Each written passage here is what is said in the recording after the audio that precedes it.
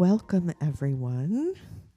So glad to see so many people here to enjoy this incredible winter wonderland, winter solstice weekend with Bashar. Just feel like this is a really special time of year, not only because it's the holidays, but just also because it's nice to get that idea of what's coming up in the next year and preparing for that and aligning our energies in the best way possible for us. So we're so glad that so many of you could come and join us today. I also want to welcome all the people who are joining us by teleconference and people video streaming. So we actually have many more people than are just sitting in this room. And it just occurs to me right now that it's just nice to think of all of them and all of us together and kind of create our own unified bubble of energy. The people who are interested in creating a third reality that includes ET contact and friends from other planets and other dimensions. So just welcome to everyone that's participating in this, as well as the people from Bashar's civilization, which of course are tuning in to experience this also. Tonight's session is entitled 2014, the Year of Reinvention. And I'm not sure how many of you found that 2013 was actually quite a challenging year. In fact, Bashar had said that, many people would feel like they were shaken to their core in the course of this year, and that you were challenged to let go of many things and to let go of things that weren't working for you, let's put it that way, and take on beliefs and ideas and energies that are more in alignment with what's your true preferences in your life. So I know Bashar is going to speak about that a little bit more, and he's going to be helping you to align with the upcoming acceleration in 2014, because this is the time to really recreate yourself into being the person that you truly want to be. And so I'm sure he will give us an energy boost in that direction. So again, thank you all for being here. What we're going to take a look at now is a video that has to do with a workshop that's being offered in February. It's actually 2 workshops. These are cetacean workshops. They're workshops for swimming with the dolphins. And at this time in Kona, Hawaii, the whales, the humpback whales, come in. So the whales will be there also. And what we do is we get up in the morning and we gather by the ocean, and we have an amazing guided meditation that Bashar has pre-recorded for the group. And then we go out on a boat for about 4.5 hours and we swim with the dolphins, the wild dolphins. And that sometimes there are as many as 200 or 300 dolphins with us. And depending on their mood, they may be in just such an utter state of ecstasy that you'll be surrounded by bodies having fabulous explosions of energy all around you. Sometimes they're kind of sleeping. Sometimes you get to watch the mothers and the babies interacting. There's just so many different behaviors. It's like going into a wildlife sanctuary and coming into the dolphin world and understanding how they live and who they are. And their vibration alone, the freedom and the ecstasy that they experience, will transport you also. And this is seen as a preparation for contact with ETs, because it's learning how to communicate with another species that's friendly and sentient. So we'd like to invite you to see a little bit of the last dolphin workshop. And all the dolphins that you see in here, none were harmed in the making of this film. And actually, this is how close they come to you when you see this.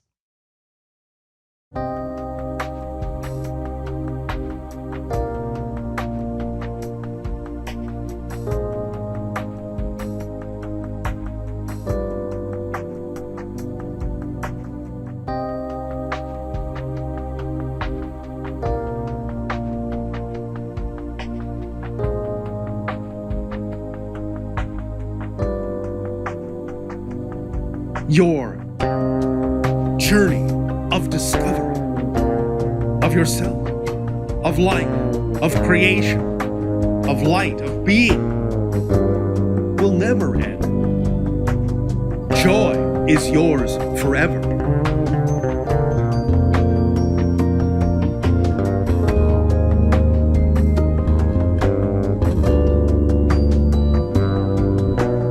Joy is yours forever.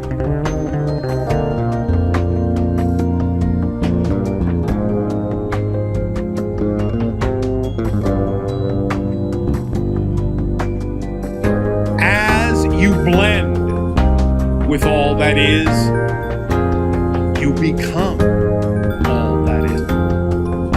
And realize there never has been anything but you.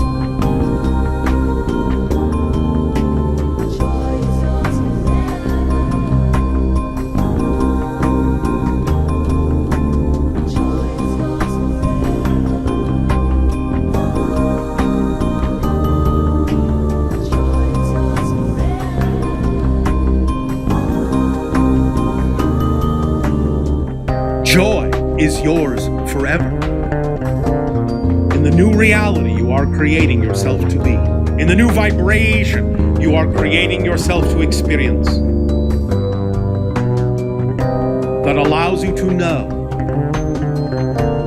that you are eternal, that you live in the now more and more, allowing more and more of what is to manifest in the light of forever.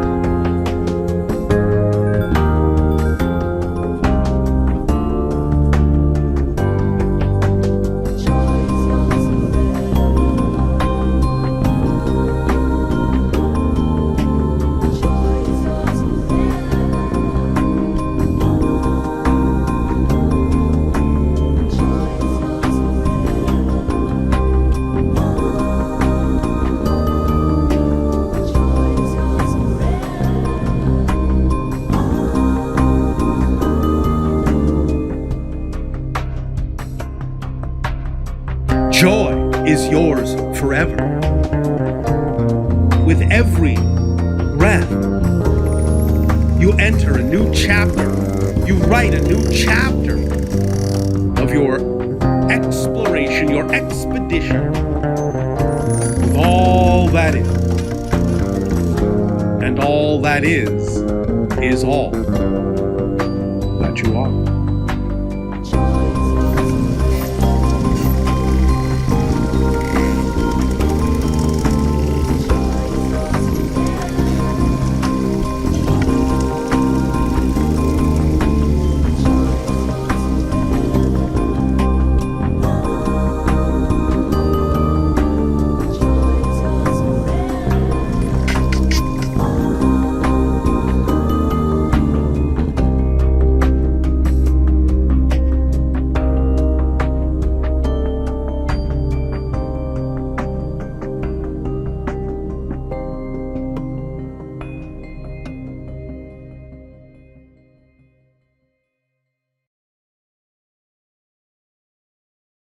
So, again, thank you all so much for joining us on this exciting time in our lives and on our planet.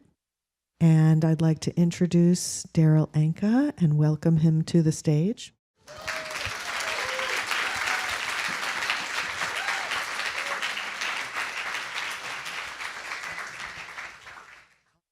Okay, well, thank you so much for coming.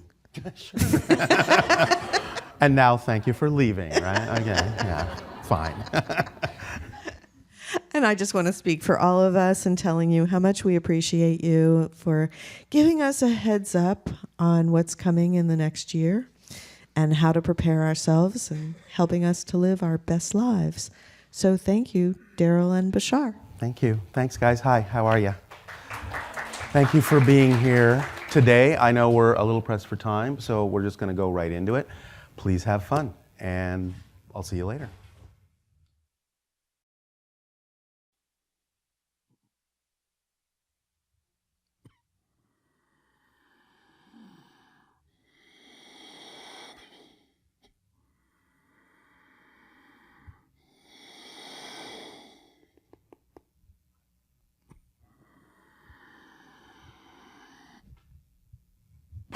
Let's say good day to you this day of your time. How are you all?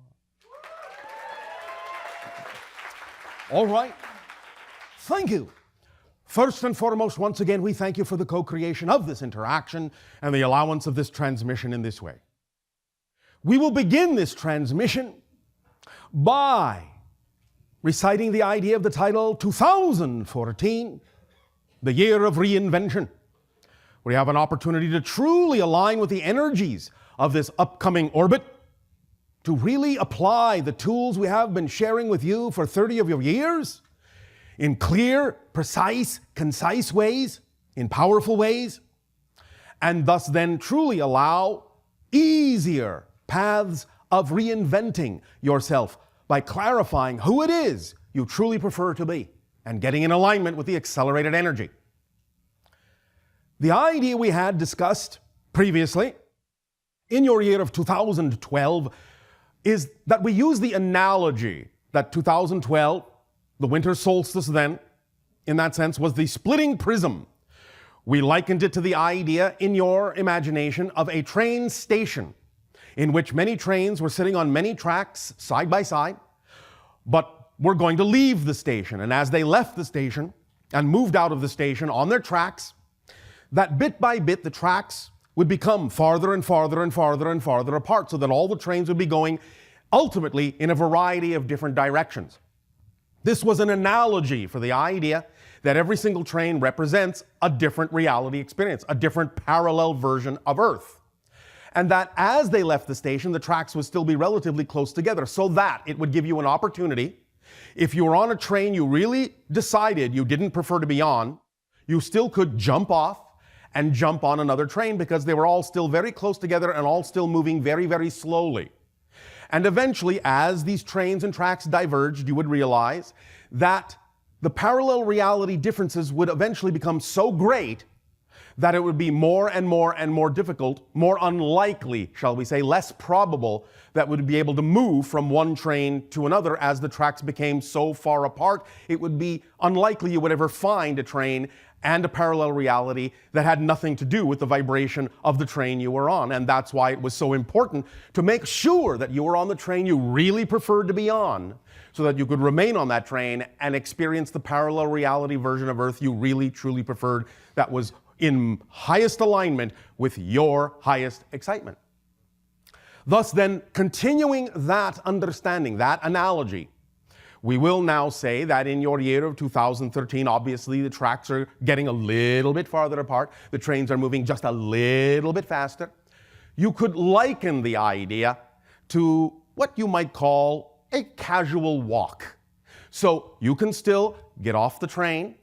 You can still walk alongside the train, and it is still very easy for you to get on the train you truly prefer to be on. 2014 will see a little bit of an acceleration. As the energy progresses, as the energy accelerates, and as the tracks widen, you will find that in 2014, in order to match the speed of the train you prefer, you will have to be going at what you might call a brisk walk. In 2015, you may find that you're going to need to jog to keep up with the train. In 2016, you may have to go at a little bit of a slow run. In 2017, you may have to be running pretty briskly. In 2018, you may find that you're going to be sprinting. In 2019, you are going to be at the fastest pace you can maintain. And by 2020, if you're not on that train, you're going to see that train disappearing over the horizon very quickly. So the idea is to get on the train you really prefer to be on now and not wait until the vibration is so far ahead of you of the reality you prefer that it's going to require a great deal of effort, a great deal of struggle, a great deal of pain in order to catch up to that train. Or perhaps even that you will have allowed yourself to not catch up to the train at all. None of this is said in any way, shape, or form to scare you. None of it is said in any way, shape, or form to imply the idea of a negative experience, but just to really let you know that you're the ones who have decided to accelerate things. This is what you've said you prefer. You want things to speed up. You want to experience greater manifestation much sooner of the things you prefer in your reality. And so we give you this analogy so that you can understand how to pace yourself. and to be on the train, to be in the parallel reality vibration, to be in the state of being, to act on your excitement sooner than later. Because again, if you truly prefer acceleration, then you can understand that certain groups in the consensus are going to speed up. And if you want to be part of the group that's speeding up, it's very important to have clarity in your definitions now, to really act with conviction and boldness on the things that excite you now, to use all the tools we have shared with you very cleanly and very clearly now, and really move forward in your lives and reinvent yourselves in the way that you prefer to. Along the line of this reinvention idea, many of you have been holding on to certain dreams, certain things you say would excite you, certain things you're passionate about, but you have been holding back. You have been resisting the idea of your natural self. You have been scared or afraid to move forward in certain directions for one reason or another, for one rationalization or another that your society has allowed you to buy into. The idea being that you believe, more often than not, that you're either unworthy of what it is that you prefer, or you don't believe that what you prefer can support you in life in an abundant way, or any number of other excuses, ideas, and rationalizations that your society has filled you with that you are now realizing you no longer require, that you no longer prefer. It is really time to stop dropping the baggage that doesn't belong to you, that you may have picked up along the way from your parents, from your teaching, from your society, from whomever. Because really, the idea of resistance, the idea of feeling that inertia, that sluggishness, that idea of not being able to move forward and reinvent yourself in the way you prefer, that only comes, and it is a telling sign that you must be dragging around beliefs and definitions that really are not yours. Because the definitions and the beliefs that really belong to you don't weigh anything. They don't weigh you down. You feel light as a feather. As we said in the last transmission, if the thing that you say you're passionate about, if the idea of your excitement in whatever form it comes in, isn't something that you're rushing headlong towards, if it's not absolutely blowing you away and bowling you over and making you ecstatic and nothing holding you back to act on those things that excite you, then something is filtering that excitement to not make it seem as powerful as it could seem. And those things can only be definitions that you're buying into that have nothing to do with who you prefer to be. So the year of reinvention is really the time to get down, as you say in your language, to brass tacks. Really take an inventory of two things. The ideas and the tools we have shared with you, the statements of clarifications of definitions, and really start to learn to really use these tools. And really also make a list of the things you say you prefer that you have not yet acted on. And also, along with that, a list of the things that hold you back, a list of your fears, a list of the negative definitions you may have bought into. It's time to really do some deep investigation and some honest investigation. But the thing you really also need to understand is that when you make this kind of a list and you have the idea of the things that excite you and the things that don't, what you call the pros and the cons, the things you prefer and the things that you don't. Many times in making this list, you will draw a line down the center and you say, well, the things that I prefer exist on this side of the line and the things that I do not prefer exist on this side of the line. And at the top, you will find the idea of your own appreciation, your own excitement. On top of the idea of the things you don't prefer, you will find the idea of depreciation, the idea of fear. So, one of the things you really need to understand, however, is that this line down the center is not a solid line. It is actually a permeable membrane. And thus then, when you stay in the state of your excitement and your joy at the heading of the top of the list of things you prefer, then the things on the side, the negative side that you don't have, that you would love to manifest, that you prefer to manifest, that are over there, the things you have listed there that you do not yet have as a manifestation, because you haven't yet fully acted on your excitement, such as what you might call, oh, I feel like I'm not being supported. I would like to be supported. I feel I don't have that yet. So that goes on the negative side. I don't have that yet. It's not manifested yet.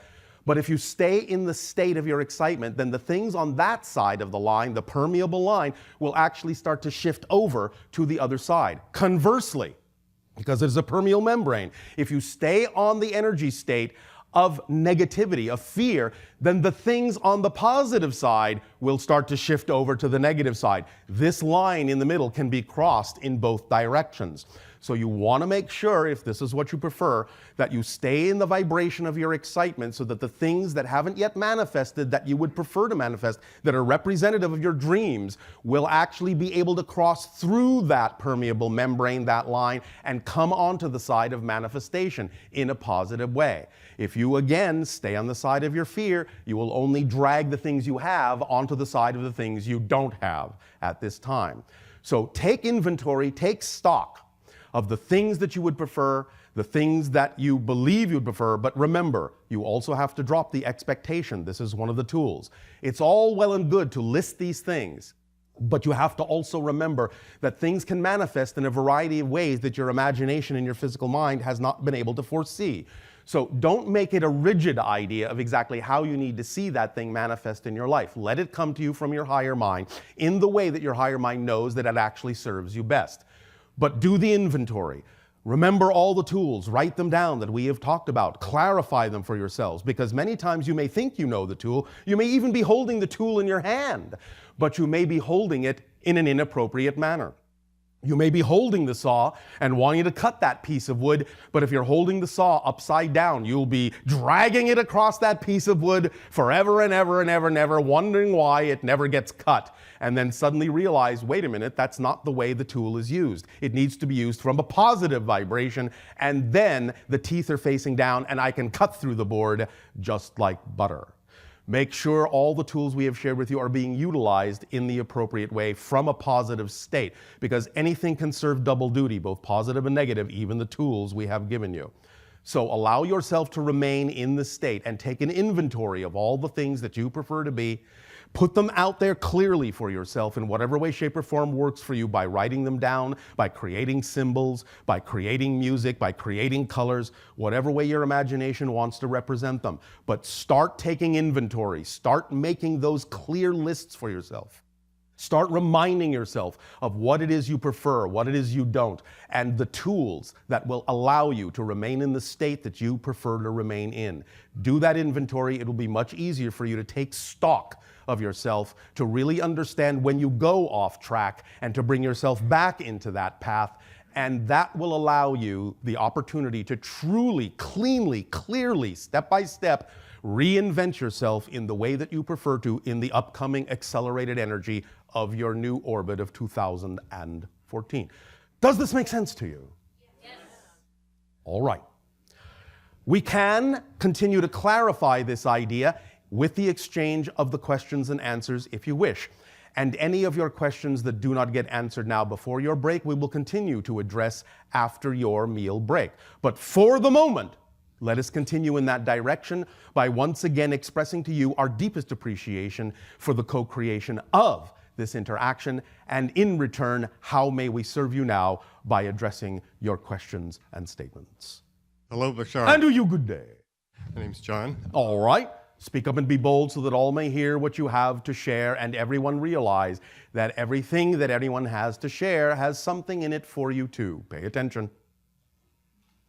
Proceed. I was going to ask whether I should share or drain your brain, but I think you just answered that question. Thank you for your synchronicity. Can your civilization surf the internet? Our civilization? Yeah. Our internet? In this way, we will know what we need to know when we need to know it, and what we rely on mostly is the translations that exist and the vocabulary that exists and the knowledge that exists in the channel's brain. We will access our own version of the internet, which is simply tapping into the idea of infinite knowledge when we need to, but we don't really need to surf your internet in that sense. Okay. I've been into studying cosmology. Yes. And I have a website called Mysteries of the Universe. Oh, all right. Sounds exciting. .info.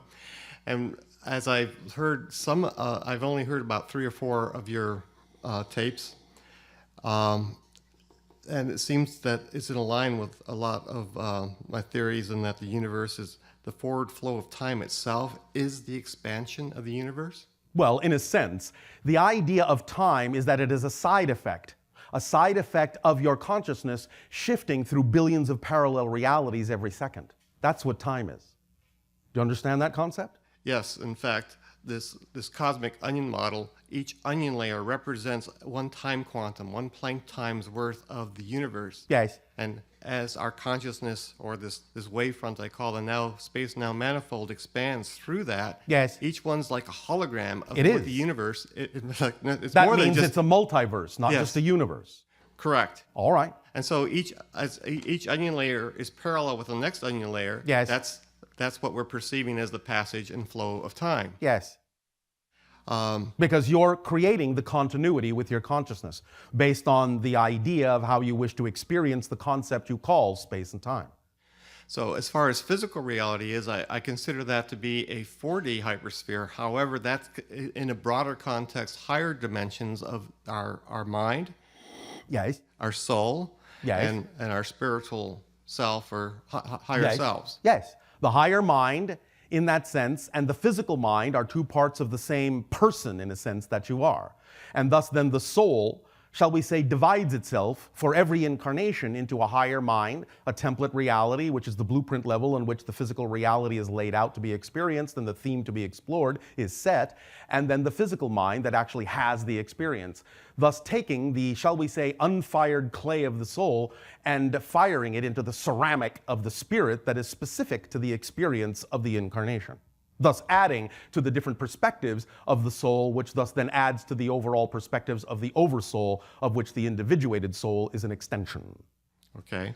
That brings us to an experience I'd like to share that is rather mind-boggling. Oh, all right. But it's the most... Some of the most mind-boggling experiences are the best kind because it is very good now and then to boggle your mind. Okay, I had a number of synchronicities starting on January the 17th, 1991, that suddenly 100 synchronicities fell in place that day. Yes. And it so blew me away that I Where did it blow you to? It sought me to seek God. Which is more of yourself. Which, okay. And that You understand you're an aspect of all that is, and thus then, to use your own term, holographically, you are also a version of all that is. Which one of the most simple and profound expressions of that is a friend of mine asked me what like a God consciousness would be like. And he says, imagine that God can look in through our hearts and see out of our eyes and experience our lives in the way that we do. Yes, well, that is what God is doing. Exactly.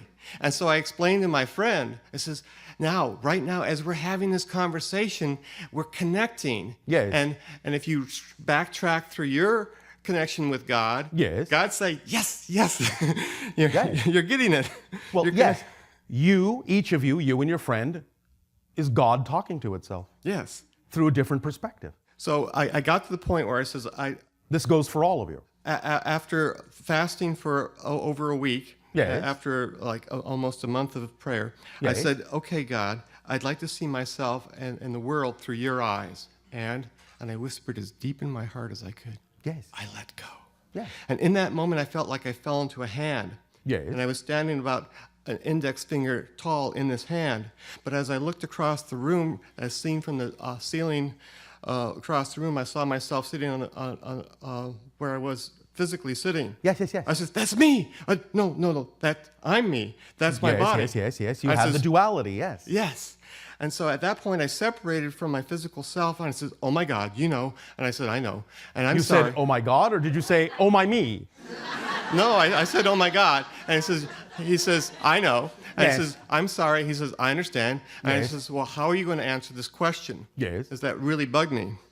And so as I looked into, I was separated like, the physical reality was like the aquarium. I was pulled out, and as the hand lifted me, I saw the rooftops of the condominium complex. The you expanded your consciousness beyond the physical focus. The Earth and the Moon just yes. Tens of thousands, millions, billions of stars, and then I saw the fuzzy oval of our Milky Way drop, and there's this vast darkness, and my stomach fell. And as he lifted he lifted me up to a height where I felt that I was right in front of his face, eye level with his eye. And as I stood out and I looked over the entire universe, I saw it as not as it appeared that day, but the entire span of time where I could take it all in, Yes. or I could focus in at any depth within Yes, this yes. hologram and Yes. see Yes. the galaxies crystallizing into Yes. existence. At the All right, begin- now, one moment. Okay. One moment. Take a breath. Thank you. Now, understand, and you don't need to go any further. Okay. Congratulations. Sounds very exciting. Sounds like a good day. Yeah, it was quite memorable. Yes. Now, the idea to understand is that as you say, as you describe, as you see that you saw all that, God is all that, and God experiences all that at once. Exactly. At once. And that's And what that I got. is all that is. And that's what I got from that. Yes. So Thank you. then I asked this question, like, how am I going to, the Bible story of Satan speaking with Eve, and the tree of knowledge of good and Yes, evil. yes. And so I says, how are you going to explain that? I mean, I don't feel it's fair that we blame supposedly for that experience. Well, then stop blaming yourselves. Okay. Because you So- created the negative side of that. And it all connects in the next 3 sentences. Yes. Okay, so I said, okay, so how are you going to explain that? And I looked as if through a tunnel. Yes. And as I was still standing in the hand, my perception traveled down the tunnel, and I was aware that I was traveling back through time. Yes. And I That's saw, the second sentence. Let's hear the explanation in the third sentence. I saw through their hearts and their minds, as he said, for the day you eat of the tree of the knowledge of good and evil, your eyes will be open. Yes, of course. Yeah, and he said that God was hiding. That's some- a fourth sentence. Okay, yeah. All right. Stop right there. All right. Again, the idea, the euphemism, the symbol, the tree of the knowledge of good and evil really is an understanding of staying in the balance point in the center between the concepts of positive and negative experience and creation and belief. And so it's up to you to understand how to validate all of that so that you can choose what you prefer instead of invalidating what you don't prefer. Okay. That is sufficient. That is sufficient. Okay. Thank you for your sharing.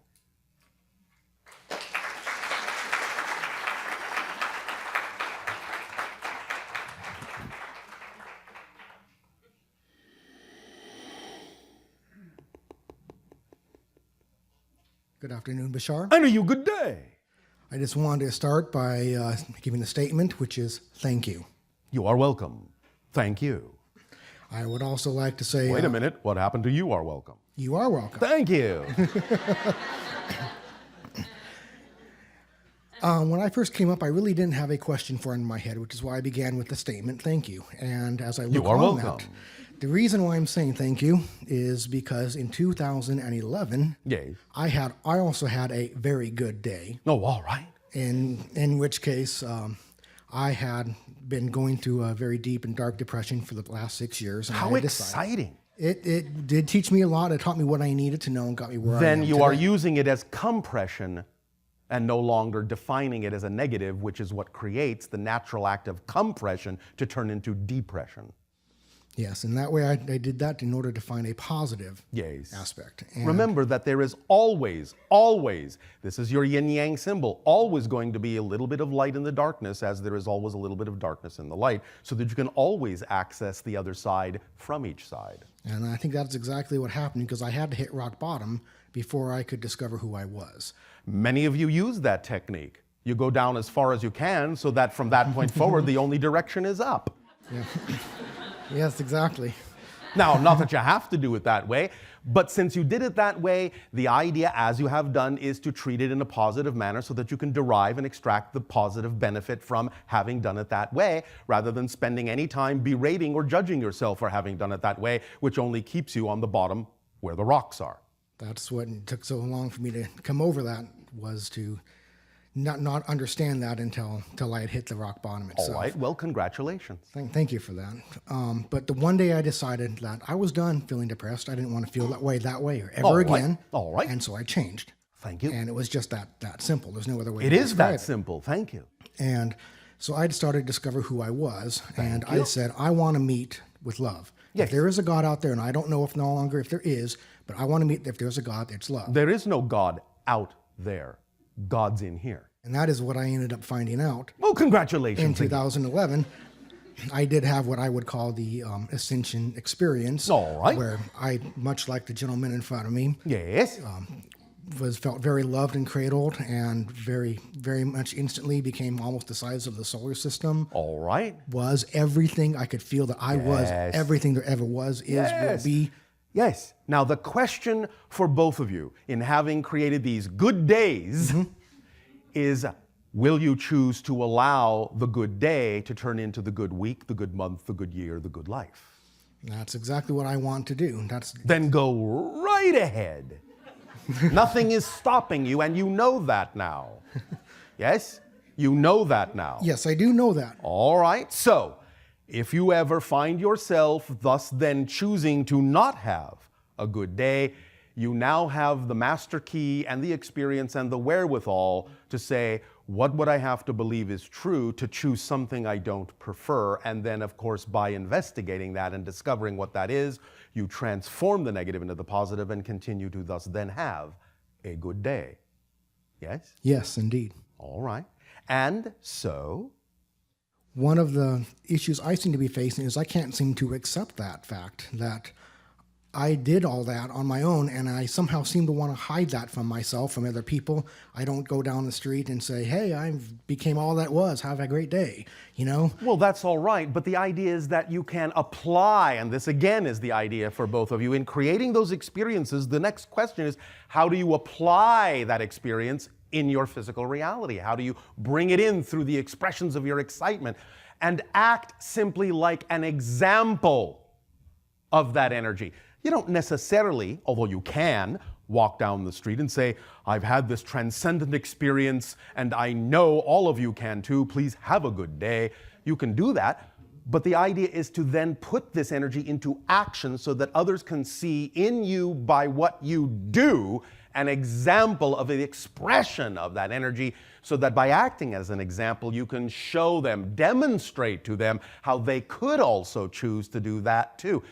It would be perhaps helpful to take an aphorism from what you call the film industry. Show, don't tell. Yes. You understand? Yes. So be the example. You don't have to stand on the corner and spout the example. That's not really being the example. Yes. When you see people getting caught up in the idea of spouting what other people should know, you can see quite clearly that they themselves are actually not showing what they're telling other people to do. They're simply just... So the idea is to really be the example, and that, to take it back to the biblical euphemism, is that when Yeshua, who you call Jesus, said, I am the way, all that actually means is, this is the way to be. Be this way. Be like them. Be like me. Do the things I do. And thus you will know that he didn't want Christians. He was telling you, you're all Christs. Yes. You understand? Yes. Absolutely. So I do that Yes. just by following my highest joy. And acting on your highest Yes. joy to the best of your ability, taking it as far as you can till you can take it no further every single moment that you can do this, with absolutely 0, insistence, assumption, or expectation as to what the outcome ought to be. Yes? Yes. All right. That's the whole formula. That's all there is to it. It is that simple. All you need to do is do it. Great. This is the year of reinvention. Reinvent yourself along those lines, and you will stretch that good day into a good week, month, year, and life. Yes? And before you know it, you'll be living in the present. Yes. Now is all we have. Yes. Thank you. Does that help you? Yes, it does. Yes. Thank you. I would just like to close this the same way I began it, Yes. just by saying thank you. Thank you very much. You are welcome. Thank you. You are very welcome. Thank you.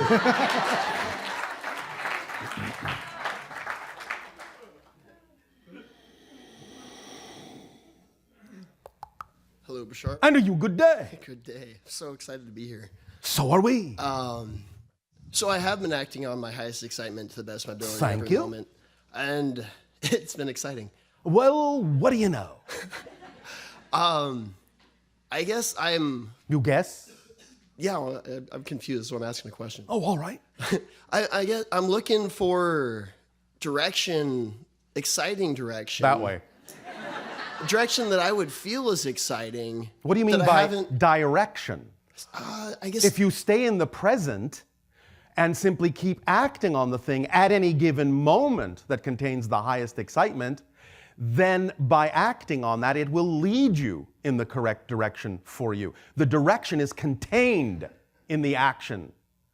This is what we mean, again, as we said in the beginning of this transmission, really understand the tools that we're sharing with you. When we say excitement is a complete kit, do you understand the dictionary definition of the word complete? yes, Then why would direction be left out of it? because I was looking for it. Exactly. If you understand and stay in the present and simply take the action on the thing that excites you at any given moment and let it lead you where it leads you, you will understand that direction is built in. Yes? Yes. And it will always lead you to the next thing, the next place, with whom you need to act, when you need to act with them, so on and so forth, give you the information when you need it. It will always contain that. It's a complete kit. What about moments when I'm confused on what's exciting? Like, Then allow yourself to examine at any moment what seems to be exciting. If it seems to be equally exciting, you usually don't have the same ability to act on each one. If you do have the same ability to act on each one, then it doesn't matter which one you choose. You could flip a coin if you wanted.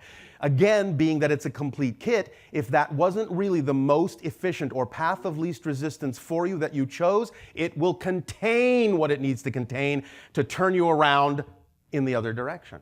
It's a complete kit. thank you for reiterating, Bashar. Thank you. Does this help you? Greatly. Is that sufficient? I am hesitating, not sure why. Is there something else you wish to discuss? Yes? Proceed.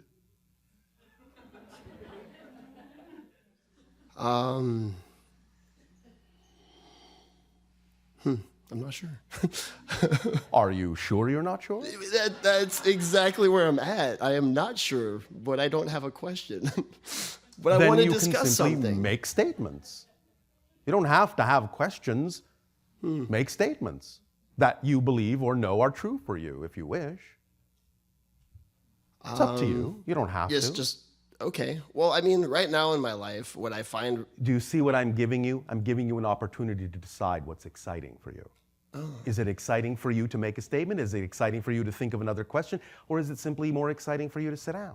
I suppose it's more exciting to make a statement. I like talking with you. Well, all right. So act on whatever at this moment, out of all the opportunities available to you, is the most exciting one. All right. That's what we're giving you a chance to do. Thank you for this lesson. You're welcome. Okay, well, in my life right now, what I find very exciting is I've Yes. been making fermented food and I've been like exercising a lot. And I've Oh, just all been right. working on these things. And Yes, and having fun, yes? yeah, that's really pretty much my highest joy. All right. Are you doing them in the most exciting way you can be doing them? Where it would be the most exciting to do it? With whom it would be the most exciting to do it? Because if you're leaving any of those components out, you're not actually acting on your excitement in a holistic way. Oh, Right. Right. The complete kid idea needs to come from your direction too. Right. Yes? Yes. And to not have a contradictory definition of excitement. Such as, Well, in a sense, as you did. I am acting my excitement, but my excitement wouldn't contain the automatic understanding of what direction to go in. That's a contradictory definition. gotcha. Understand? Because if it really is a definition of your excitement, why wouldn't it automatically contain an understanding of what direction to go in? Yes? Right, yes. So don't contradict yourself. Thank you. Make sense? Yes, Bashar, thank you. Anything else? No, that's it. Thank you. Thank you, Bashar. We hope you find great excitement in rejoining your seat.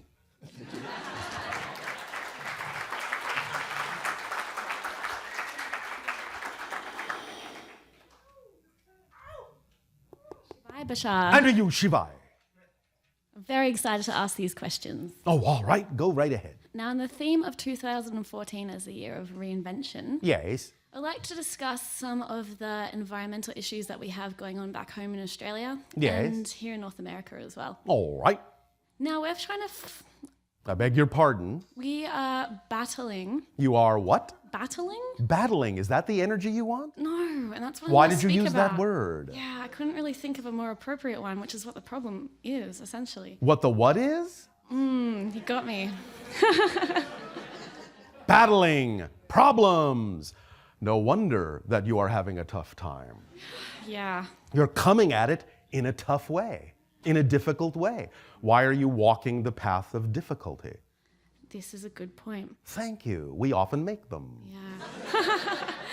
Now, as a collective community, we're... Yeah, she just ran right by that. You're welcome.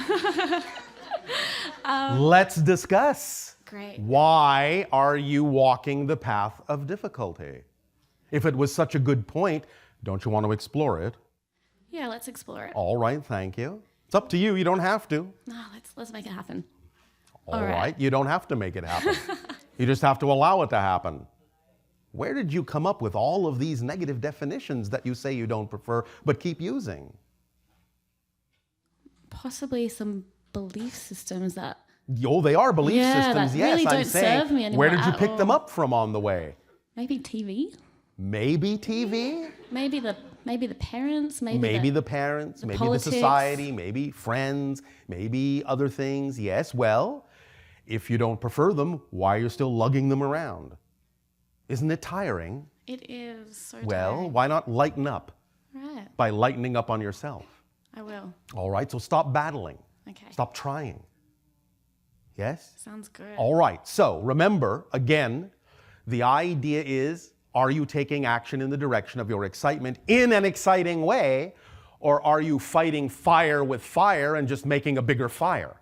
I'm so glad you asked that question because for the first time, I'm definitely working in my highest excitement to achieve the best possible outcome. Then where's the water that extinguishes the fire instead of battling? Where's the soothing? Where's the communication? Where's the peace? Please remember something that we said some time ago. You don't get peace by hating war. You get peace by loving peace. You understand? Absolutely. So, if you wish the idea of peaceful transformation, you must use the tools of peace. You must use the energy of peace, not the energy of conflict, not the language of conflict. I completely agree. There you go. So then, knowing that and being willing to move forward in that way on the things that excite you, how will you now be different? Well, I would like to join in with the collective community in some form of an action or vision or something that we can do together. Yes. To One that create you what will we would invent? like. Yeah, maybe. Maybe. Absolutely. You're the one up here talking. Why not take, what was that word? The point position. Oh. You said I made a good point. Yeah. Why don't you make a good point? And be the point person for the idea of a creative, loving, peaceful activity that will allow you to accelerate in the direction you say you prefer. All right, I've got a point, I think. I'd love to share it. Yes? So I feel that as a collective community here and everywhere in the world, Yes. we could hold the vision of the earth just thriving. You know, Yes. exactly how we see in Avatar. Of Because course. why not? But That's the what I wanna create. idea, again, is not just to hold the vision. The idea is for you, as we already just discussed, to behave like you're living in that reality so that others can see the vision in you as an example. And if you thus then live that way, others will join you. Do you understand? Yeah. You will be inspired by being in that state. You'll be inspired to do and say the things that need doing and saying so that others will become aware of what your vision is. And if they prefer to match that vision, then you will all move forward as a community. But someone has to take the first step. And since you're here talking about it and it's your particular vision and your particular expression, why not be the one who simply exemplifies that? Thank you for the nudge in the right direction. Yes, we are happy to nudge. If you remain a little bit stubborn about it, we are happy to kick you in the pants, too. Sounds good. And with that too, I guess it's all about what I've realized is creating more of what we do want rather than what we don't. So instead of protesting and rallying, no fracking, no mining, let's start rallying for clean energy and protecting the ocean. Actually, no, not protecting, because that then implies that it needs protecting. Thank you for picking up on that. Awesome. But more saying, yes. Yeah, just how great stuff is. Did you see what recently happened in one of your Asian countries with regard to the idea of the so-called protesters and the police? No, please give me an update. You will find that because the so-called protesters were simply in a peaceful way expressing the idea of allowing the corruption in their government to change, the line of policemen that were sent out by the government to resist them actually sat down. And they all started hugging each other and crying. Oh, wow. This exists on your planet. Look it up. And that's a perfect example of another way to go about the idea. Yes? Yes. Look it up. Okay, I got one more question. Oh, no. Yeah, one. Let's do one. Oh, all right, if you insist. I would like to talk about sex. Go ahead. Making talk about. love, Oh, wait a minute. actively orgasm. Let me repeat it in the way that you did. Go ahead and talk about sex.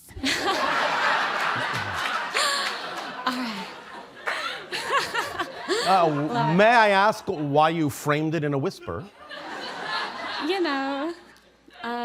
Come on. Isn't that a song? Like, let's talk about sex, baby. Let's talk about you and me. Yes.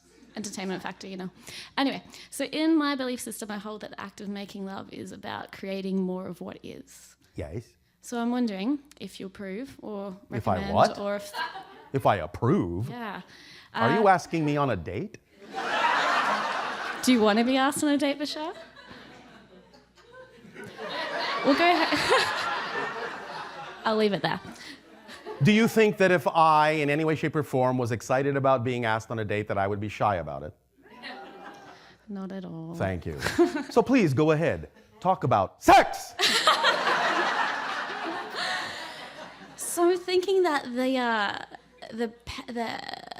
the wonderful energy generated from a climax that is experienced by two people at the same time Yes. could be a wonderful opportunity to hold the visualization that we want of the world Could be. and channel that energy into creating the better world. What a lovely permission slip. Awesome. Cool. Thanks for that. I had nothing to do with it. Okay, and then just finally, can you talk to me a little bit about 440 hertz versus 432 hertz, the natural earth resonance, and how we can also use that as a permission slip or a tool? Since you have brought up the question and recognized that it can be used as a permission slip, I will leave that up to your imagination, since it's your permission slip that you're attracted to. Fantastic. And can you just Nope. elaborate Nope, on nope, that? nope, nope. Okay, cool. All right, Not at this 432 hertz. time. Sounds good. Thank you, Bashar. Thank you.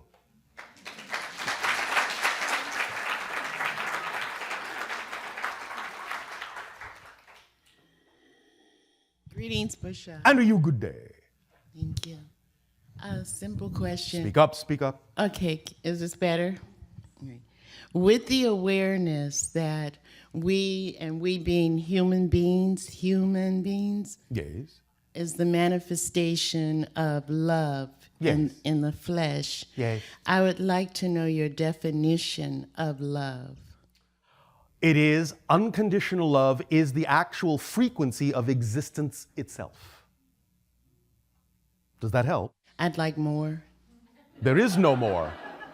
That is it. It is the vibration of existence itself. Mm-hmm. It is thus then unconditionally supportive, unconditionally allowing, unconditionally loving. Mm-hmm. That's what it is. You can express it in a variety of ways, and different dimensions, such as physical reality, may have different ways of bringing that energy, that vibration, that frequency through themselves, aligning with it and expressing it. Mm-hmm. But fundamentally, it is the prime vibration, the prime frequency of all that is, of existence, of God itself. Okay. That's your So- interpretation of it in your dimensional reality. So for clarity, then it is the manifestation of our highest self being love manifested in flesh. That is one way to put it, but that's an expression that has to do with the idea of how that vibration of love translates into a physical experience. Right. But you asked for the pure definition of love itself. And that simply goes back to the idea of existence itself, of which, of course, everything is a part. But when you want to discuss, well, how does that translate? How is that vibration expressed or applied in different dimensional realities? Then yes. The manifestation Yes. of it. The and manifestation is demonstration of created by the higher mind expressing the idea through a physical incarnation of alignment with that vibration by first unconditionally loving the self as a reflection of all that is, and then expressing that idea of unconditional love outward to all manifestations and reflections of itself, which is others.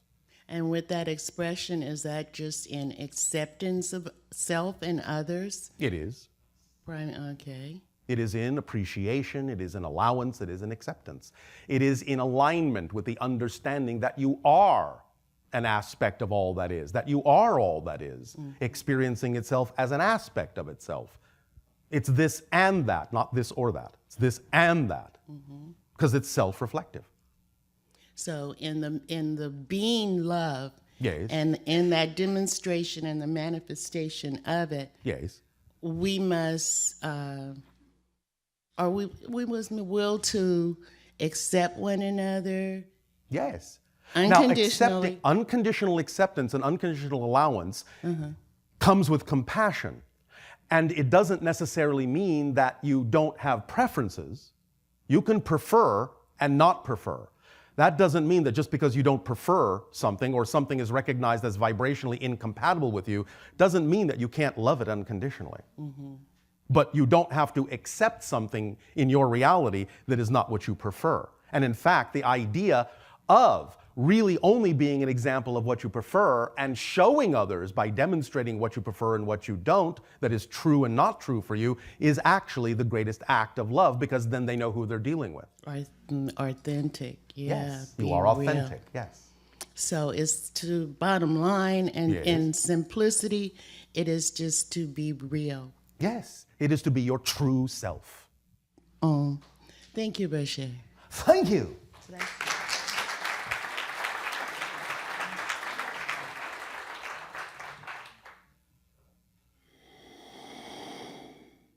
Greetings, Bashar. And to you, good day.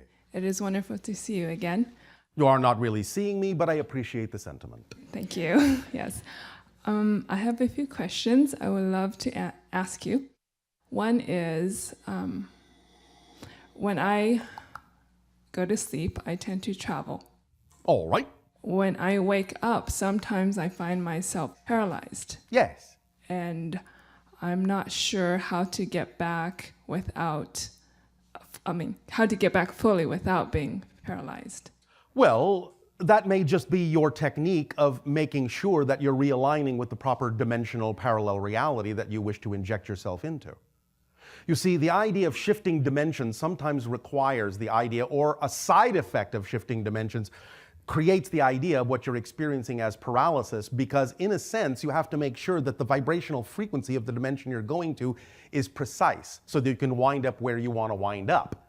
And reinserting yourself sometimes can be that you just need to align yourself there and make sure that you don't move before you're ready to move, or you could actually find yourself shifting to a reality you didn't prefer to. So that may just be your technique of exit and reentry. I see. Now, it may change over time, but it's nothing to worry about. Thank you.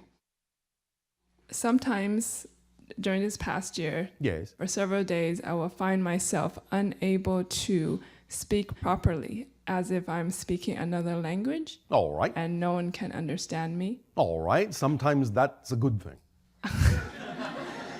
I am curious, in those moments, am I in a different dimension communicating? Well, in or- a sense, what you're actually doing for the most part is, because you're expanding your awareness, you're expanding your ability to perceive other aspects of reality, including other simultaneous existences in what you would call past, future lives, simultaneous reality, incarnations, and so on and so forth, which all exist at once. You understand that? Past and future are illusions. Yes. All lives exist at once, and all experiences exist at once, and all reality exists at once, here and now.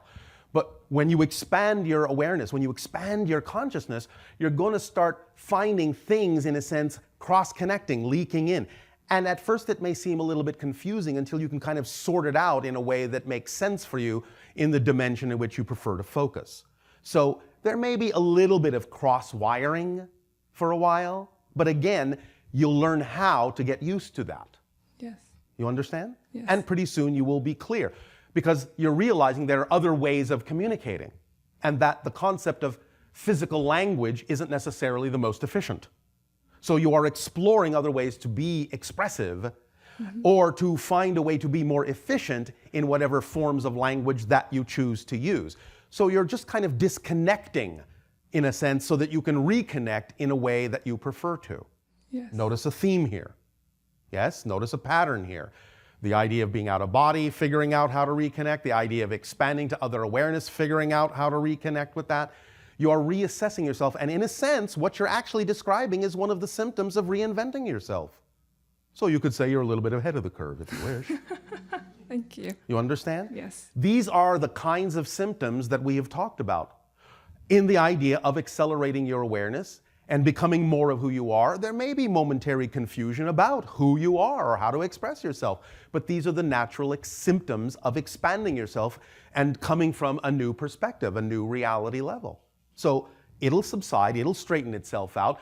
All you need to do is keep acting to the best of your ability on your excitement. Why? Because it's a complete kit, and it will help you straighten out by leading you into the situations and circumstances that will give you more insight into what it is you need to do to smooth everything out and know that you are communicating just perfectly in the way that you need to. Yes?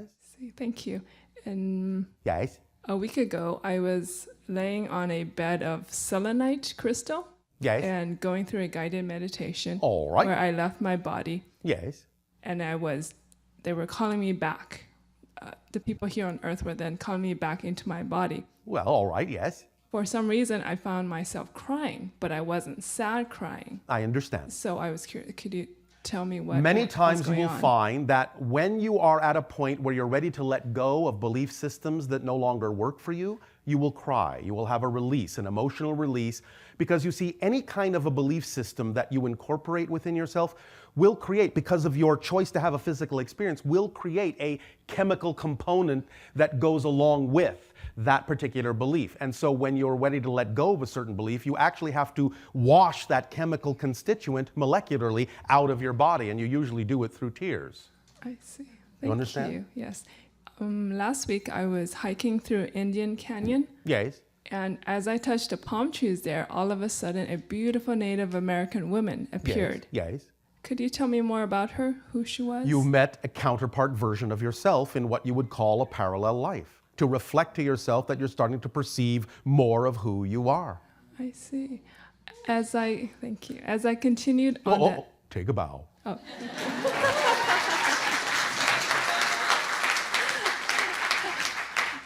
As I continued on the hike, I met upon another Native American, Yes. beautiful white plumage headdress. Yes. And there was a shaman, an Indian shaman that came along with him, and they were Yes. there to gift me with something. All right. Could you tell me Don't more? ask us who they were, because you're still in process with that. Oh, I am. Yes, and we can't intervene with the process. There are still see. things unfolding about what it is you were given.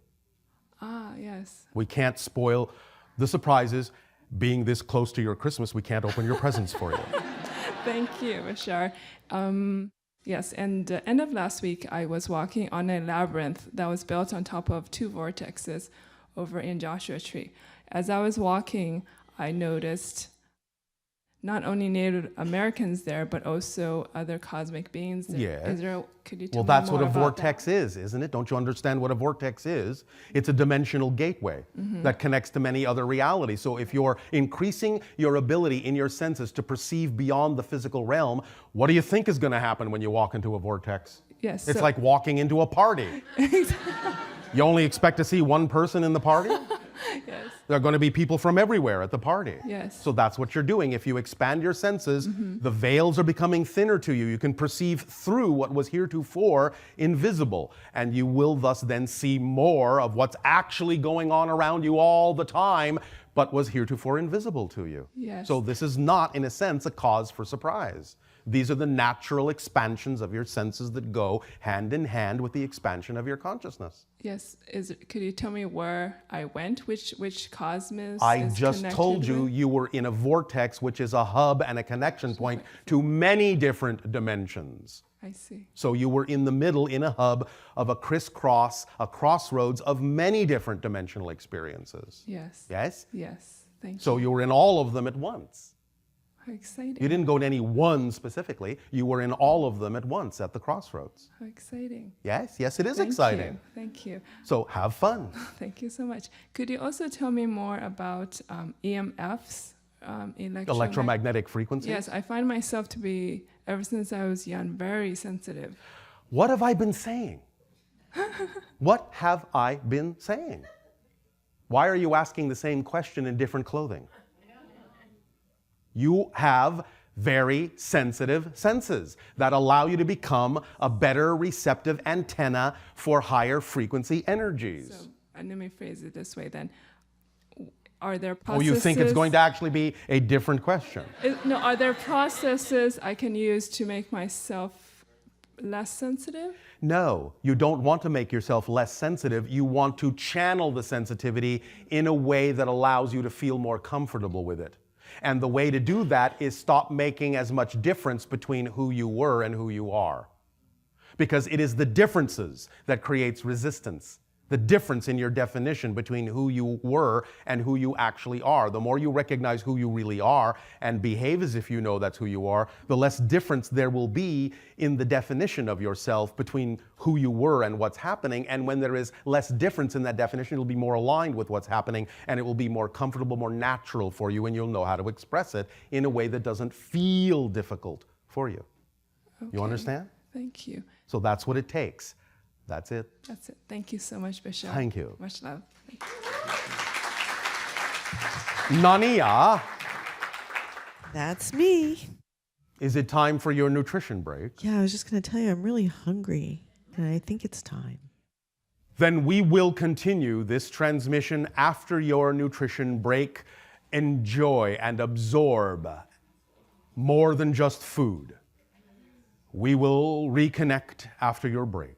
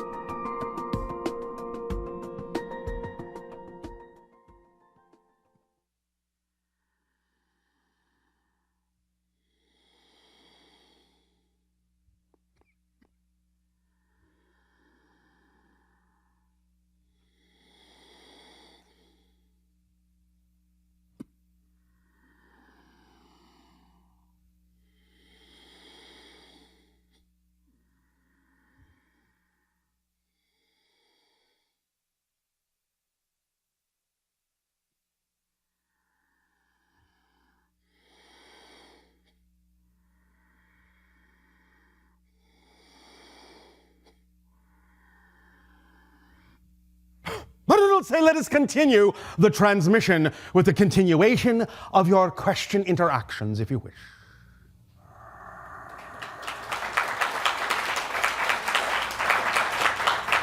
All right, well, thank you, but that wasn't really cause for applause. Hello, Bashar. And you, good day. Good to be here with you again. And you as well. Last time I spoke with you, you offered me the permission slip of exploring the connections I have with Orion, Sirius, Pleiades, and Arcturus Yes. in my artwork. Yes. And what have you done?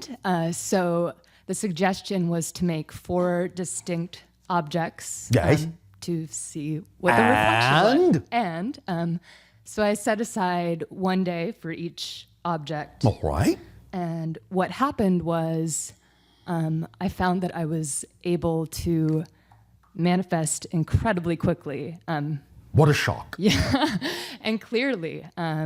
Double shock. Yes, which is a wonderful feeling to have It in my is. studio. So what happened was instead of creating 4 objects, it became 1 symbol All right. with 4 different parts that were interacting. All right. Yeah, Whatever so- your imagination decides to alter the idea to is what works best for you. It is important to trust your imagination in that way because it's key to the vibration of your true self. Yes, so that was. So thank you. Thank you. Yes. And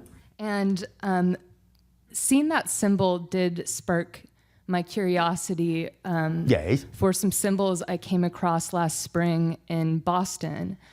I was in the Arboretum with a few friends, and Yes. we came across these symbols that seemed to appear instantaneously in the dirt. And I've held my curiosity for. In which hand? Is it getting heavy? It's dropping in. It's becoming something that I want to look at or all understand right. more. Oh, well, all right. Go right ahead. So Yes. I'm wondering what if there's a star system associated with those symbols we came across. Yes. It's called the solar system. Oh, wow. Yours.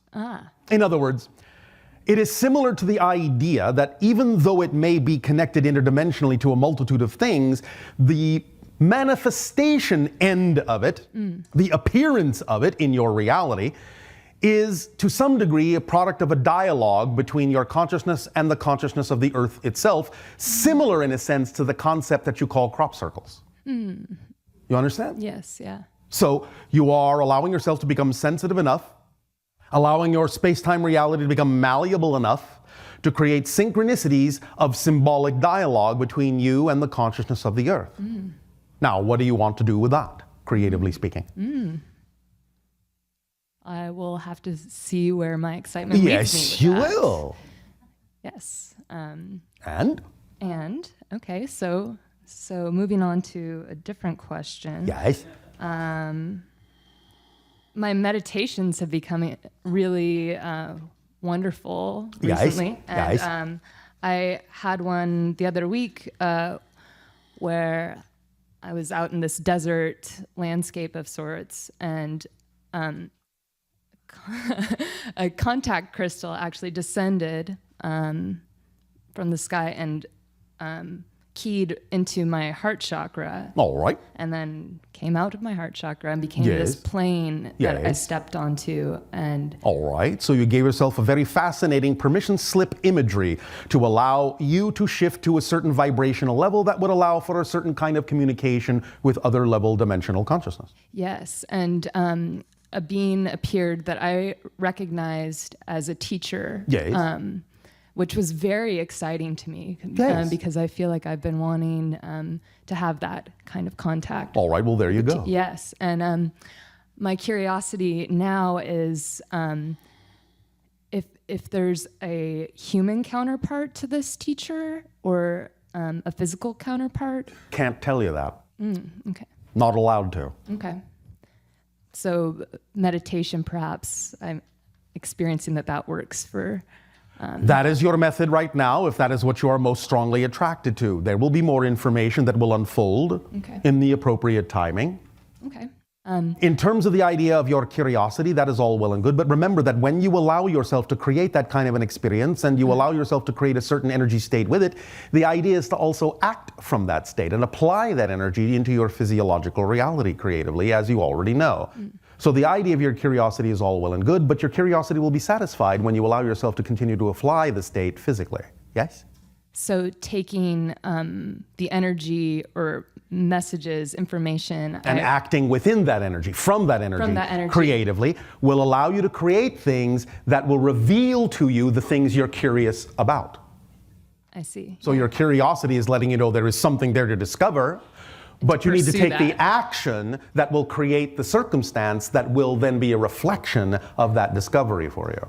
Yes, I think perhaps that's why seeing this symbol that I created the other week with the 4 different parts, that was an exciting action because I thought that's a way for me to understand more about the symbols. So take more actions, you will reveal more information about what is hiding in your curiosity. Okay. Yes? Yes. Remember that every question contains the answer, and all you need to do is take the action of taking the little bent over question mark and straightening it out into an exclamation point. Wonderful, yes. All right. Another thing, I just want to express gratitude for the abundance that's been coming into my life. And just realizing that it does come in lots of different forms. Yes, but let's be more precise, shall we? Yes. I totally understand what you say, and I am not attempting to get you to walk on eggshells with your language, but the idea is to understand that the abundance is already there all the time. What you're actually expressing is the revelation of the abundance you already had. Yes. Yeah. Not that it's coming into your life, that you are revealing to yourself the abundance that's always been there, and that's the difference. Yes, yeah. Make sense? Yes. Remember, everything is here and now. It's the second law of creation. So you don't attract things from elsewhere to you. You reveal things to yourself that are already here by making the invisible visible by matching its frequency. Yes? Yes. All right. And what appeared for me this week is this bamboo flute, which is, it's yes. exciting. So you are going to make magical music with the flute? Yes, I am. And, all right. It's just wonderful because it was gifted to me. Yes. I won it in a raffle, so it's just came into my life with such ease that. Oh my goodness, can you stand it? I can Can you hardly stand how it. simple and how easy it can actually be to manifest? Of course, you can always overcomplicate it. You can always make it more difficult if that's what you enjoy. But nevertheless, you have now allowed yourself to begin to see it is that easy, it is that simple, it is that magical. Yes? Yes, indeed. Thank you. Well, thank you. You're welcome. Good night. Good day.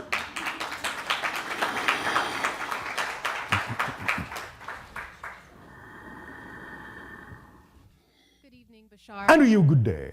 I want to say thank you for your presence and for your state of being. Thank you for yours. You're welcome. I have a couple questions. Yes. It's a 2-part question. Oh, all right. Does that mean you have a 2-part question and then another question? No. Oh, all right. I have spent the last 13 years of my life as a teacher. Yes. And I teach high school, and I draw a great amount of passion and joy from doing the work with teens who are inner city youth who deal with a lot of poverty. All right. Then if that is your passion, you are teaching high school by teaching school high. Thank you. And I enjoy it, and yet... was that the pun you were looking for? Yes. Go ahead. I deeply enjoy it, and it gives me a great sense of joy. Yes. And I also see myself as a student. Of course, always. Of this work. So are we. We are teachers and students all. And I'm trying to find a bridge. You are what? I'm finding a bridge. Thank you. Thank you. Between myself as a teacher and the student self that I am. All right. So things have led me to your work.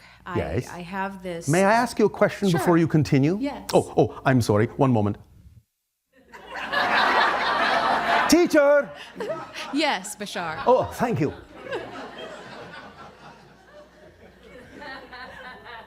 why did you phrase the idea as if you are looking for a bridge between the teacher and the student, thus in that statement automatically assuming there's a chasm? Yeah. Because that's how I perceive it. And why do you perceive it that way instead of as a holistic idea? Well, because I teach curriculum and I have to sneak the spiritual into the classroom. Sneak it. I can't be obvious, so I have to sneak it in and do it in subtle ways. And then as a student, I can immerse myself into the spiritual practices and spiritual study. All right, but what you have described doesn't necessarily in any way mean that you have to create a chasm in your definition between the two ideas. You are still teaching, you are still learning, and the idea is that whatever way your imagination seeks to present it will be fine. Okay. But that methodology, that presentation, that expression doesn't necessarily have to, in any way, shape, or form, intimate that there's a chasm there. Okay. You follow? Yes, I do. All right. So when you say, I'm looking for a bridge, what are you actually saying? Are you saying that you would like to do this in another methodology? You would like to express it more fully somehow, more outwardly somehow, rather than having to sneak around? Is that what you're saying? Maybe. Maybe. All right. Well, how does your imagination envision that that could actually work for you? I am still trying to develop. You are that. still what? I'm still developing my imagination. Sorry, we are selectively deaf to certain words. Indeed. Indeed. A part of my development in that has been a student and finding ways that I can approach that All bridge. right. Well, then as a student, your home fun assignment is to use your imagination to envision how you can create a scenario, a reality in which you can express whatever it is you wish to teach in the way in which you wish to teach it. Because remember, we said if you're acting on your excitement but not acting on it in the way you wish to, where you wish to, how you wish to, with whom you wish to, you're not really fully acting on your excitement. Sure. Any component that is missing will not allow the excitement to actually be experienced by you in a holistic way. Yes?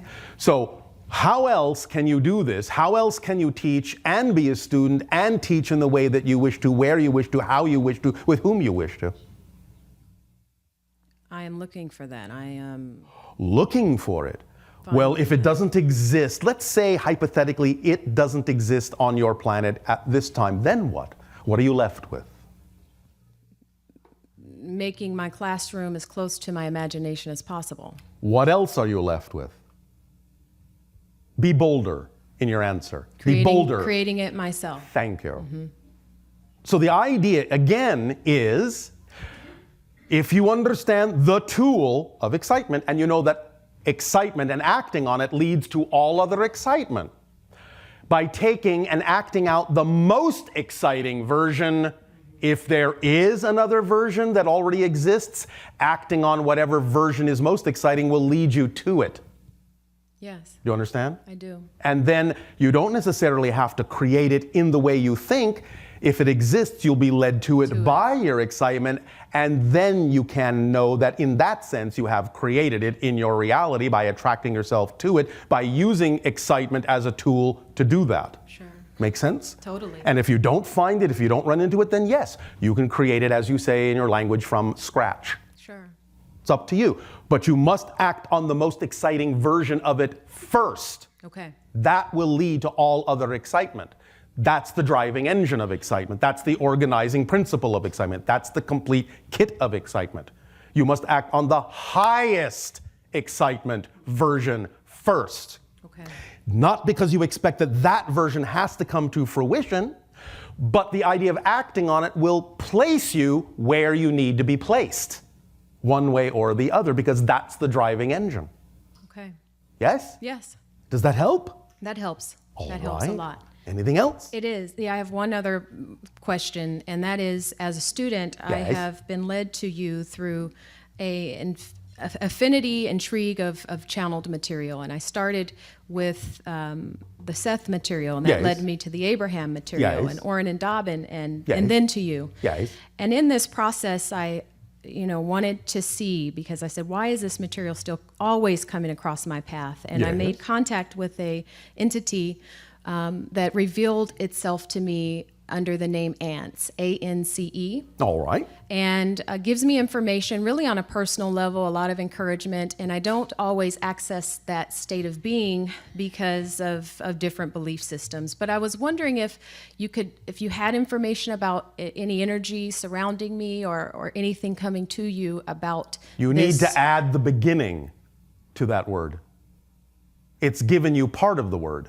Right. You need to complete the rest of it. So it's anything that I can add to that adverb. So guidance. Not anything specifically. Okay. You are being given a chance Oh. to be yourself. Oh. You need to add the CH. You need to participate. You need to collaborate. You need to become who you truly are in order to give yourself a chance to experience it in your life. Wow. Thank you. You're welcome. Thank you. You're welcome.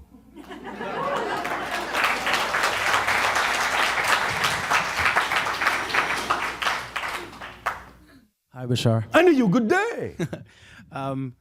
My first question is about excitement. Yes. It seems to be the main tool I'm hearing about for manifestation. It is one and main, yes. Being a musician, I see a lot of things that look exciting but could lead to burnout and destruction. Not possible. Again, listen to your definition. Things that are truly the definition of excitement cannot contain contradictory energy. If it contains contradictory energy, your definition, it's not a definition of excitement. It feels like excitement. At the first, Yeah. But if you choose things along the way that lead to burnout, then somewhere along the way you have chosen something other than your excitement. Okay. Because you cannot have a definition of excitement that contains a contradictory experience to things that are truly exciting. So at the time, you just pause. Yes. And At every step, you need to take a moment to decide for yourself whether the next choice you're making is actually still in alignment with true excitement, your true vibration, or whether you are actually choosing something that is out of alignment with your true vibration. Understood. Does that help? Yes. All right. Continuing, what Well, other... let me ask you a question. Yes, sir. You say you are musical. Yes. Well, do you not know the difference between a harmonic and a discordant sound? Yeah, I do. Well, there you go.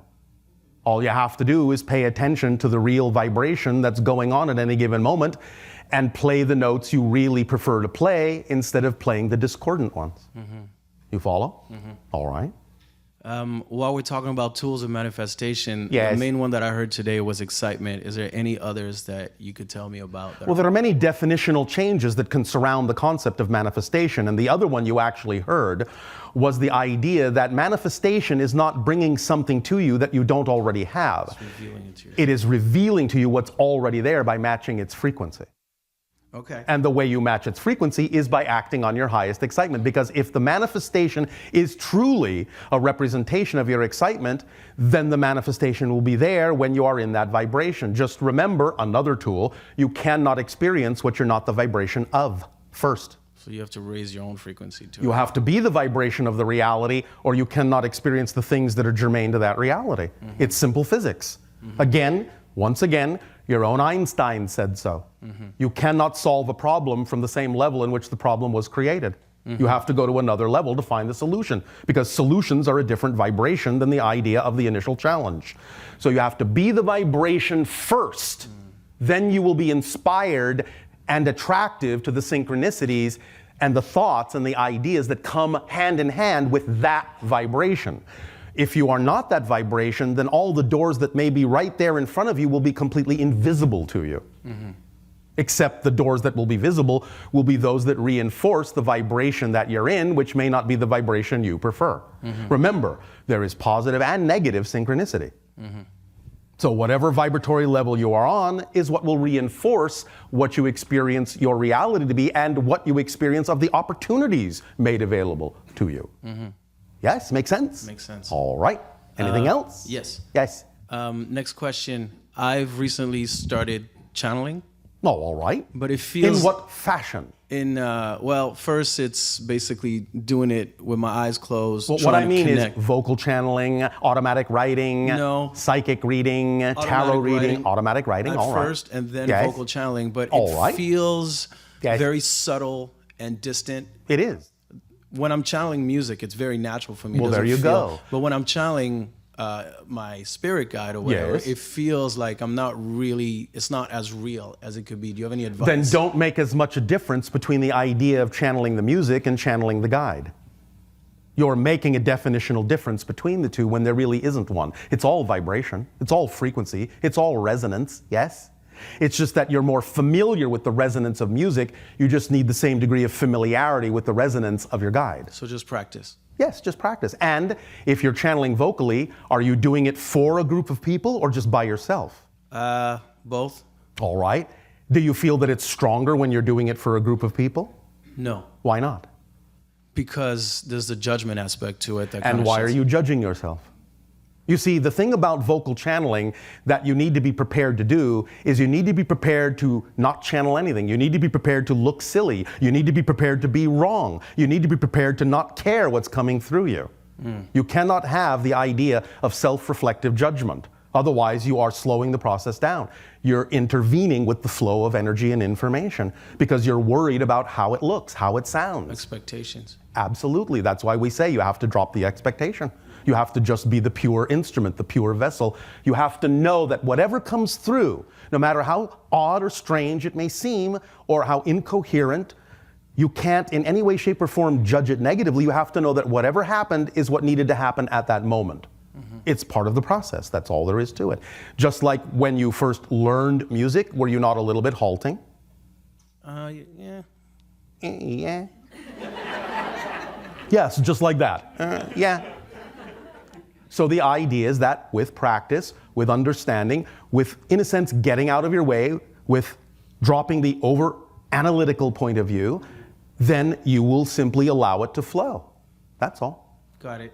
Does that help? Yes, it does. All right. And Last question quickly. Do you, I've been really interested in first contact, a global first contact. so are we. So I'm sure this is my first contact right now, but I mean a global, Not necessarily. massive first contact for everyone to see. Do you foresee anything like that happening? As we have said, first of all, understand, of course, there's no such thing as a prediction of the future. There is only a sensing of the energy that exists at the time the prediction is made.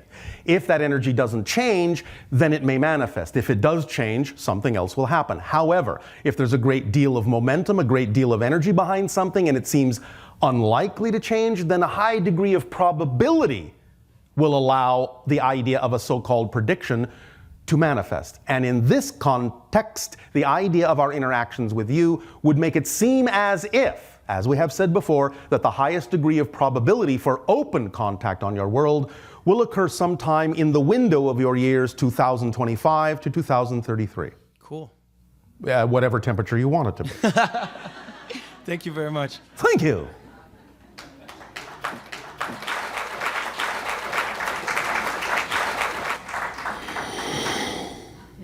Hello, Bashar. How are you? Good day. Good day, thank you. I live in the States now, but I'm originally from... You live in what state? Oh, U.S., yes. Oh, all right. The state of us. Yes. But We live in the state of we. Can I start my question? I see we're in a hurry.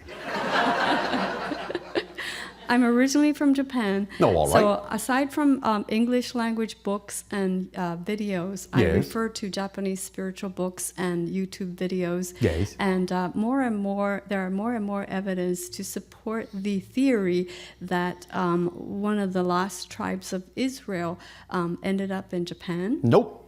Okay, all right. All right.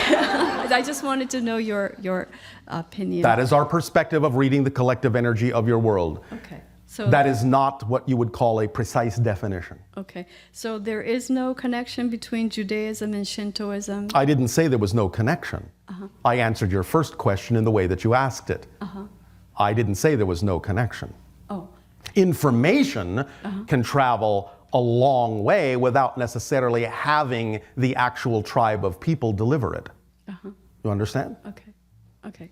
Yeah, because all the information I got is from Japanese source. I just wanted Yes. to know if there is, and I haven't seen anything in English source. So that's why I wanted to ask.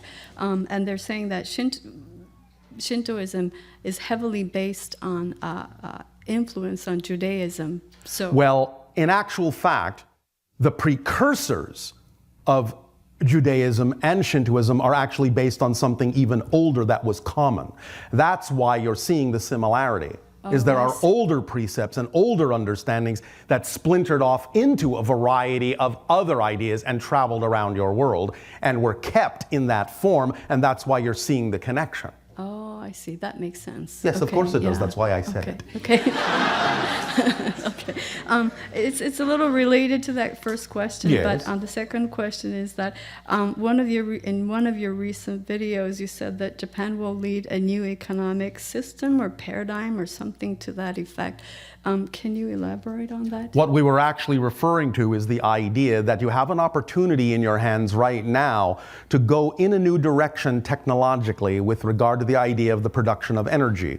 And if your particular country decides to do that and really put a lot of energy behind that, no pun intended, then the idea will be that you can actually create something that will trigger a completely new economic system if you go in that direction.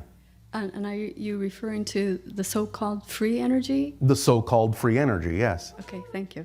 Okay, my last question is, about 2 years ago, I went to a Skywatch, and instead of seeing UFOs, Yes. I saw a beautiful constellation of Pleiades. Yes. And it was... Subaru, ne? Right, Subaru, yes, yes. Yes, there's a strong fan base in Japan, Bashar, that you probably know already. Yes, I do. A lot of people love you. Yeah, I was just telling in the Facebook yesterday that I'm going to celebrate with winter solstice with Bashar, and many Japanese people say, "Wow, that's cool. We love Bashar too." So Did they say, wow, that's cool, or did they say, sugoi? they say, 私もバシャール大好き. Oh, all right, thank you. Yeah. Meaning that, I love Bashar Yes, too. yes, yes. So I saw a beautiful constellation of Pleiades, and it just seems like it was giving, there were other people too, but I Yes. personally felt so, it was so beautiful. Well, So that's because you have a personal energetic connection to that. Oh, okay. Just wanted to know whether that was the case. That is the case. Okay. Okay. So your energetic. senses picked up upon the vibration that you have a strong connection to, that you've made a strong connection to in this incarnation, to draw energy and information down through that connection to aid and assist you in application in this life. Okay. Does that help? Yes, I'll watch the video and later and understand what you just said.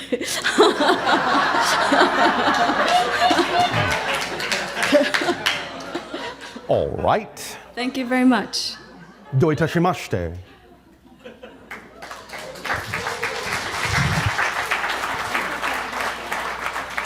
Hello and good day. And to you, good day. I was going to ask you, throughout my transformation or awakening or... Yes.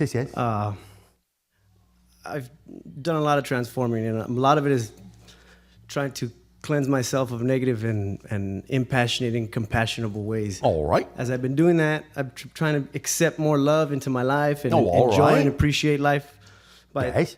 everything. But I there's a take but here. Yes. long looks in the sky and the, Yes. and the birds and everything, but basically, I've been seeing a lot of faces now and Yes. eyes and things and everything that I look at. Yes.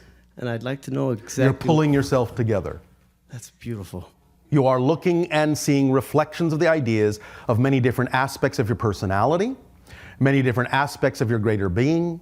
And in recognizing these, in seeing these reflective symbologies, these archetypal presentations of energy, you are, in that sense, gathering and collecting and pulling yourself together into a more holistic form.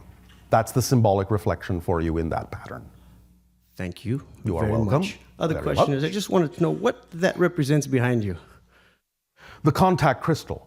Okay. The idea is that on our world there is a representation in this kind of crystalline form of all the different worlds that belong to our interstellar alliance. Now, this isn't all of them, but it is the beginning representation of that idea. Of course, the one on my planet is much bigger. But nevertheless, it carries the frequency, it carries the idea of contact, because it is also not only representative of the idea of all the different worlds in the interstellar alliance to which we belong, it is also representative of the first contact specialist lineage of which I belong. And where do you belong? In my world of Ethithani, the idea is that I have been trained by my father to be a first contact specialist. And that's what we're doing here.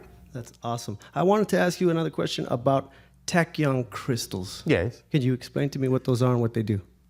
Well, they are permission slips that allow you to contemplate the idea that beyond the border of your physical reality, there are things that move much faster than light. And by keying into that high frequency, by using those crystals as a permission slip, you are elevating your perspective to be able to inspire yourself to have different levels of knowledge and information come to you through the idea of triggering yourself with that permission slip. So they're good. If you find that they work for you, then yes. Otherwise, another permission slip can be something your imagination will attract you to. Permission slips, any tool, any technique, any ritual, any object is just a permission slip. It just allows you to give yourself permission based on your present belief system to become who it is or more of who it is you really know yourself to be. The thing itself isn't doing anything. It's just aligning with your belief system to work with your belief system to allow you to give yourself permission to be more of who you prefer to be. That's exactly what I wanted to know. Do you already know what I'm going to say before I say it? Sometimes, sometimes not. Awesome. All right. Thank you very much. Appreciate it. Thank you.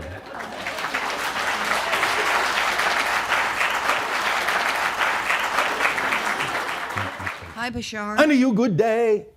Well, One moment. yes. All right. Even though she will not fully come through, we are now connecting also to Willa for you. Because there is something about that connection that at this time you require. And so proceed. Oh, she's coming through now? No. She is not going to fully come through. Oh. I am simply telling you she's standing by and paying attention. Okay. And we will transfer information from her to you. Okay, thank you.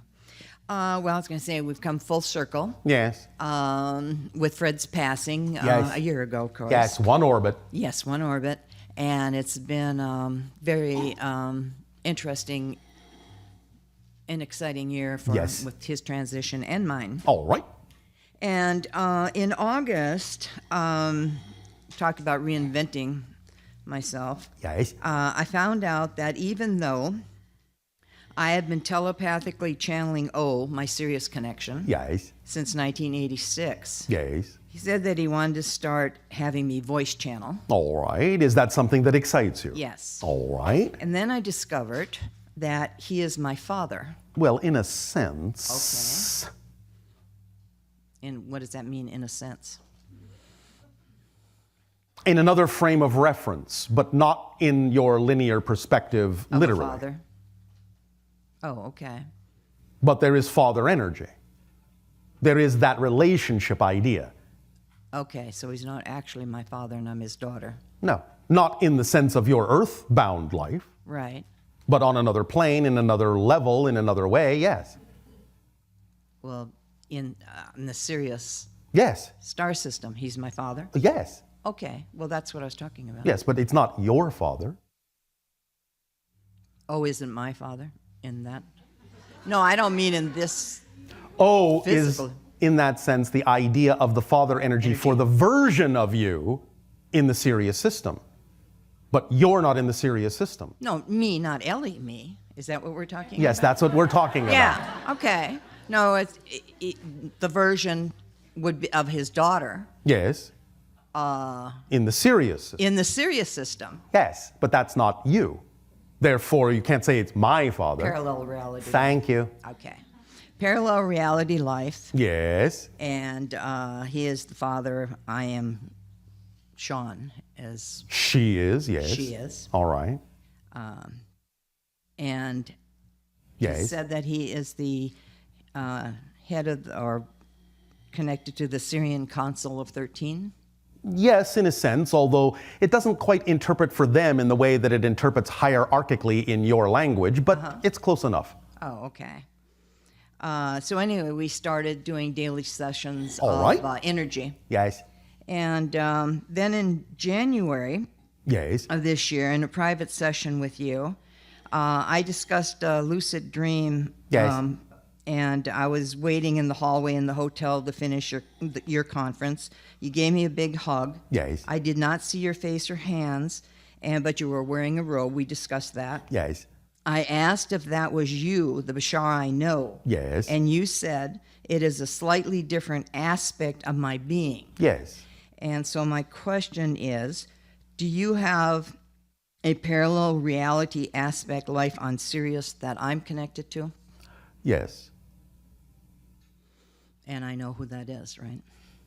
Well, if you have to ask, I guess No, you don't. I don't. Well, I got that it was O. It's not O. Okay.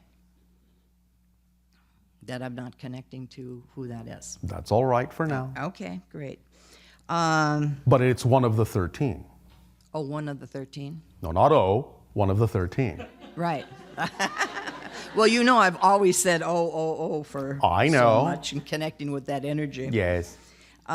Just having a little fun with you. Yes. And September 7th, I had a lucid dream and was downloaded with some information. And when accessing it in writing, I found that what I got is that my Irish connection that you told me about last year, who is, well... This is why Will is listening in. Yes. Is a parallel reality specialist hybrid, Colleen. Yes. And it is... Now, understand that the term Colleen is not a name. Oh, it is? It's an ancient Irish expression for a female. Oh, but yes? She's a fair Colleen. Oh, yeah. But we also have Colleen as a name. I understand, but that's not her name. So that's not her name. No. Remember that we talked about the idea of the hybrids taking names that had to do with nature. Oh, yes. So you're using the wondering term about that. Colleen in the same way that I have chosen the idea of the word Bashar, which is not my name. It's an Arabic word that means messenger. So you're using Colleen as a symbol for the energy of the being, but it's not the name of the being. How interesting. I was wondering about that because... Well, now I have hopefully cleared that up for you. Yeah, because with Willa and Yes. all of that. Yes. All right. So basically you're calling her girl. All right. Hey, girl. Hey, girl. Well, I would like to call her by her nature name. Would you now? Yes. And? And how about Willa? Is she going to... She's paying attention to what you're about to say next. Looking to see if you can scan and get a sense. Okay. Well, I also found out that she's an aspect parallel life of Fred. There is a cross connection, yes. And his Syrian name is Aryan. Is that a question? No. All just right. a statement. All right. Okay.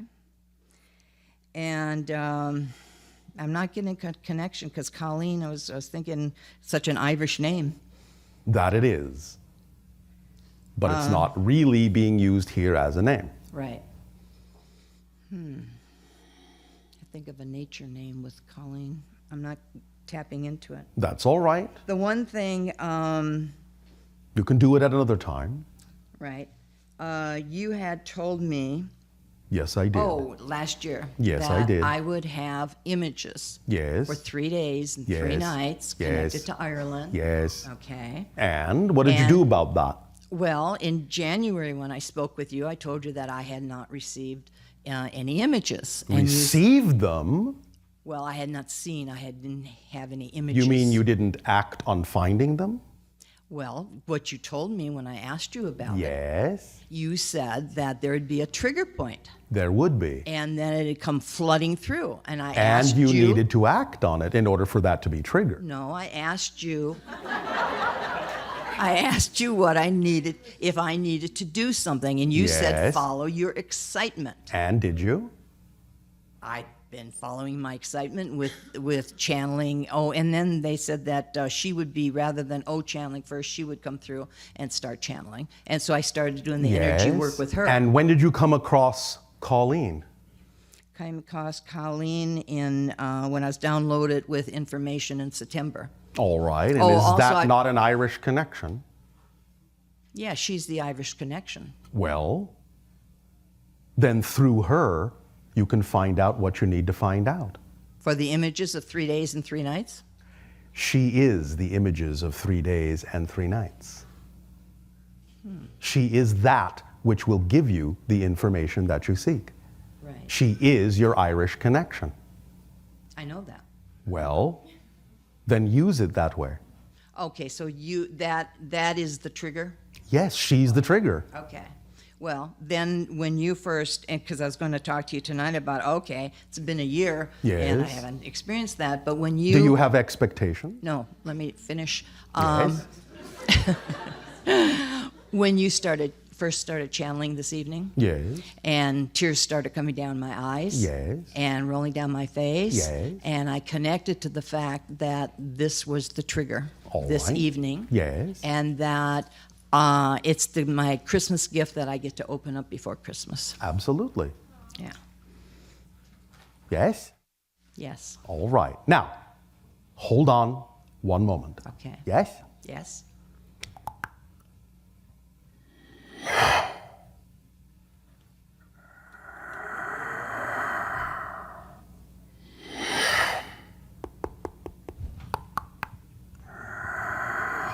Aren't you a fine kettle? I will. Now, in what way will you be using this information? With Colleen. Yes, as your trigger. Since you now begin to understand that she is that point for you, that lever point, that trigger point, how will you use that information? How will you apply? How will you act on that? Well, I... Understand, this doesn't come from me, it comes from her. Okay. I think tapping into it in meditation or... Tapping. But how will you allow yourself to align with that vibration more strongly? Colleen. Well, I've been doing energy work with her. No, I think you missed my point. I did. How will you tap into that energy and align with it, Colleen? Well, I've always been aligning... Do you understand I'm calling you Colleen? That's my parallel. It's the But it's a vibration girl. that you need to be. You need to become your version of My her. Irish version of... You need to be your version of her in order to experience the alignment with her and have the information and have the same thoughts that she has and the same information she has access to. You have to be your version of her, Colleen. Okay, maybe I thought she was an aspect of Fred in a parallel life. That doesn't mean it's the only one. It's an aspect of you. Oh. Oh. Well, because I got that... No, she's not oh. But yes, oh. So you need to become Colleen. All right, because that's probably why I wasn't tapping into it. I know. It was the Fred aspect. Yes. So Colleen But is, when you tap into Colleen, you'll understand the connection that also Fred has. And in understanding the connection from Colleen's point of view, you'll have more closer communication with the aspect that is also Fred. Ah, okay. You understand? Because there's a crossing there, a crossing of energy lines. Right. And thus then by being Colleen, those crossings and those energy lines will be yours. And you'll know what they mean because it will be your language. It'll be your energy. Oh, it'll be much easier now that I'm not separating it, that it's Fred's. Now There you're was- beginning yeah. to ken what we're saying. Yeah, I understand. And I'm Irish. Well, in there this you lifetime. go. I'm You've half got Irish. to be a little bit more of it then, Cookie. I mean, my daddy in this lifetime was so Irish All right. that I grew up with.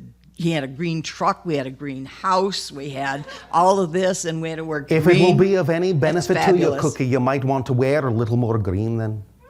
Yes, it took me many, many years because I couldn't wear green because I was so surrounded by it. That's all But right. today But I now like you it. can get back into it from a Yes. different perspective. You can make it your own instead of the idea that the green that you pushed away was someone else's version. And now you can have your own version of the green. You have your own version of the Irish energy. You have your own version of Colleen. Yes. And thus then you need to be Colleen. Oh, now I can be because there was that Fred Colleen thing. Now I know it's a direct connection with me. Well, there you go. Thank you, Cookie. Oh, Our thank love to you. Oh, and same to you, Willa. Thank you so much for coming. Did that help through. you then? Oh, absolutely. All right. Absolutely. All right. Thank you. Thank you so much, You're Bashar. so welcome. I love you. Our unconditional love to you as well.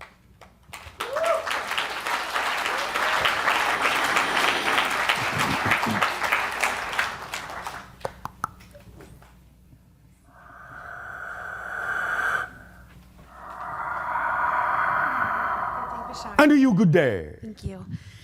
I just wanted to say, first off, thank you so much for everything, for you and for Daryl and for Willa and for everyone here, for the collective experience. I'm very grateful. Thank you for your co-creation of it as well. You're welcome.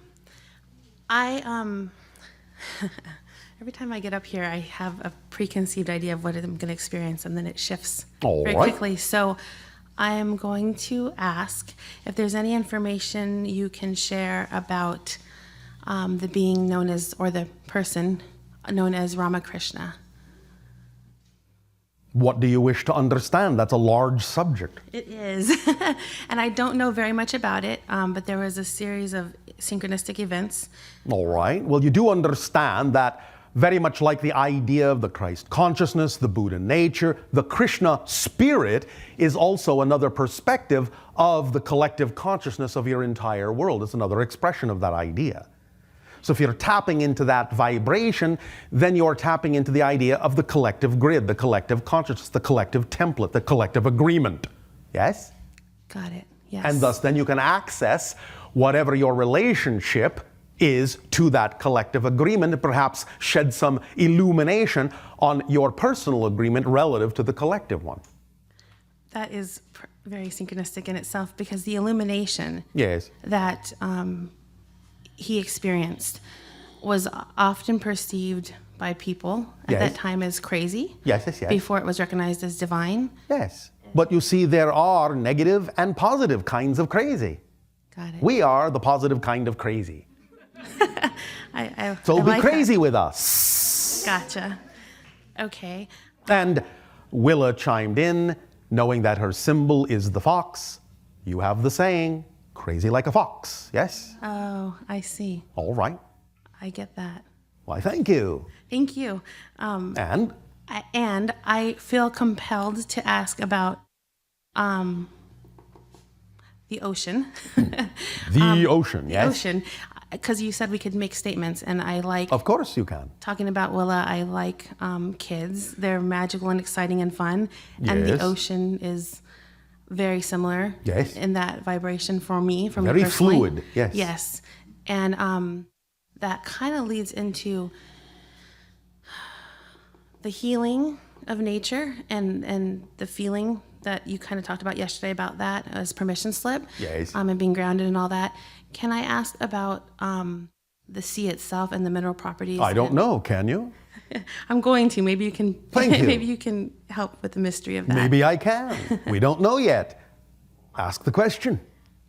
Is there any correlation to the sea and the minerals and the temples and healing that we can expand upon or, Of course utilize? Any tools you can give us to help us utilize that correlation? Are you connecting to the idea of Atlantean times? I don't know. Maybe. All right.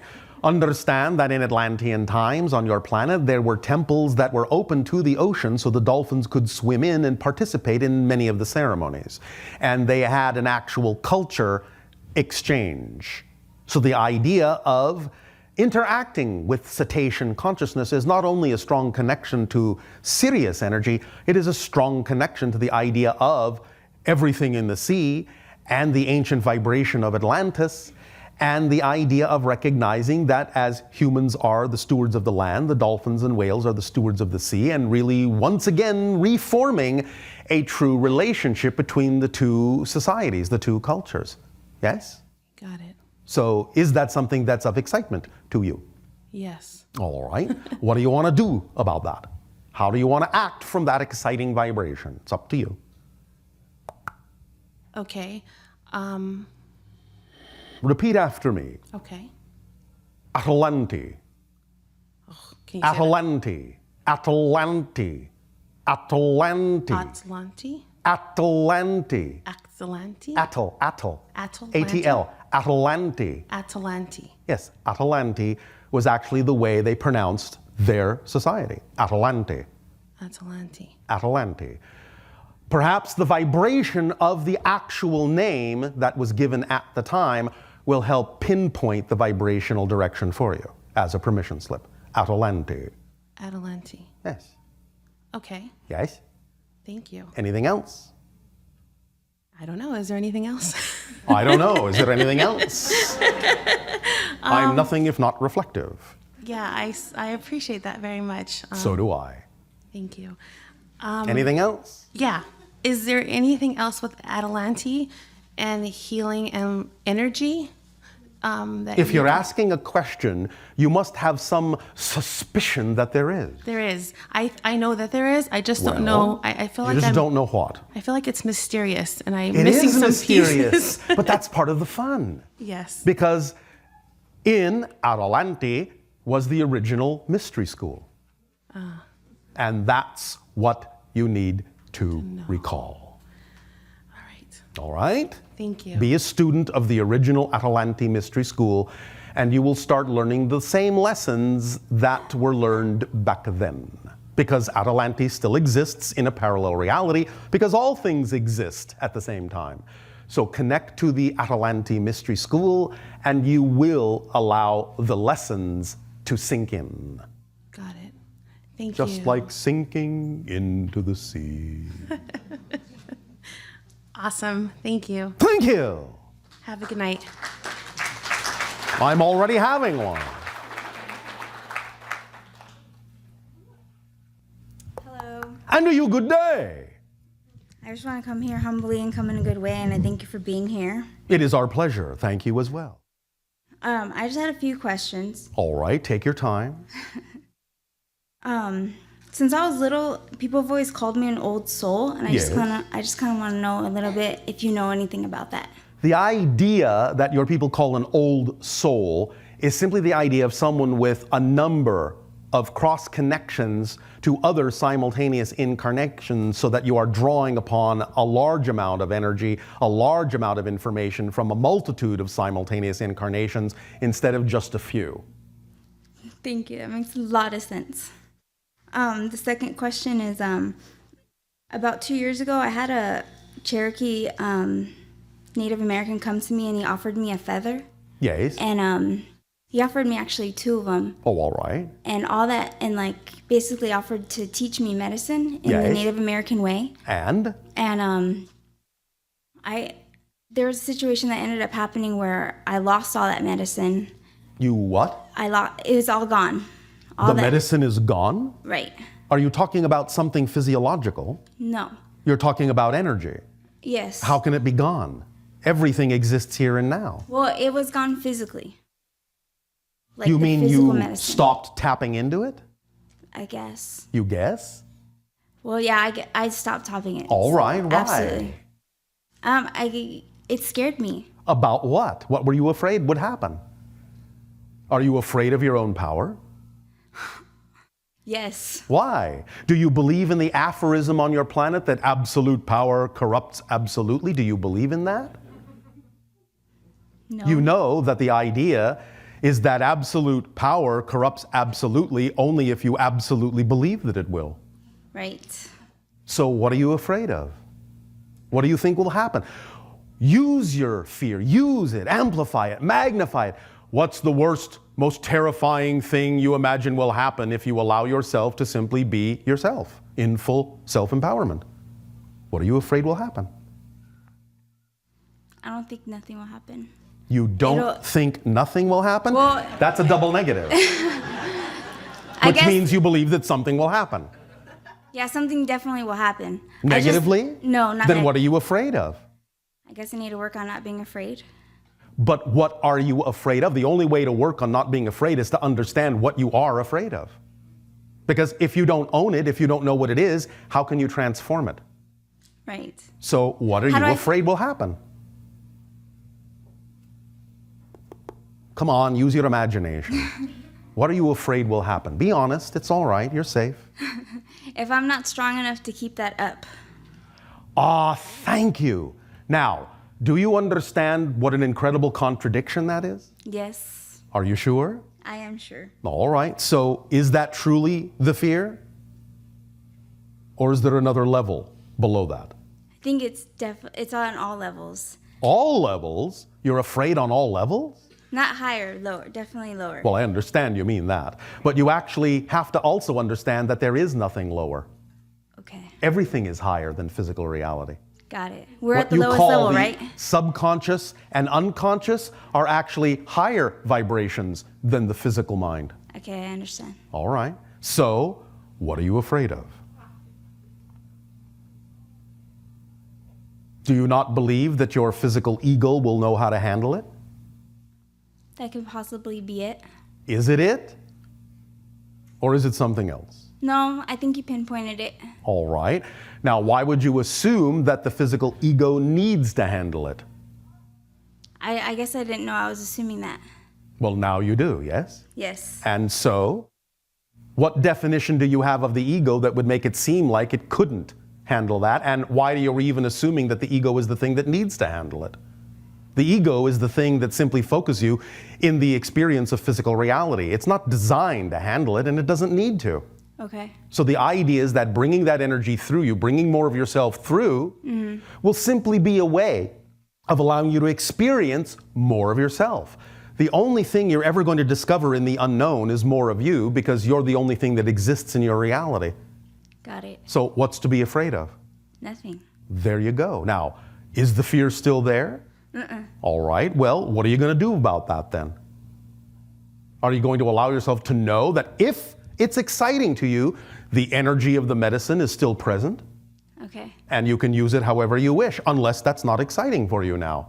And if it's not, then you can do something else. Got it. It's up to you. Everything really is up to you. It's your choice, your decision. It's your reality. Nothing's going to contradict you. Any resistance you feel, any fear that you feel is coming from your definitions and your assumptions about things that are out of alignment with your true self. So if you don't prefer them, let them go, because they don't belong to you. Anything that's out of alignment with your true vibration doesn't belong to you. Got it. I Let understand. it go. Thank you. You're welcome. The last thing that I have Yes. is when I was 16, I had a friend of mine kill himself, Oh, all right. and I just wanted to know if you know of anything or can feel anything that because It's sometimes just fine. he comes to me in a good and a bad way, so I just wanted to make sure that it The stays level. idea is that he's fine. The only thing that comes to you in a bad way is your fears about him. It's your interpretations about the idea. Okay. It's just fine. Okay. And wouldn't want you to feel the negative idea. Got it. Would rather that you live your life fully, so that in living your life fully and being the vibration of your true self, you'll be able to more clearly receive the communications from him, so that you will know that he's just fine. I understand. Yes? Yes. All right. Thank you for that confirmation. You are very welcome. Pleasant dreams. Thank you.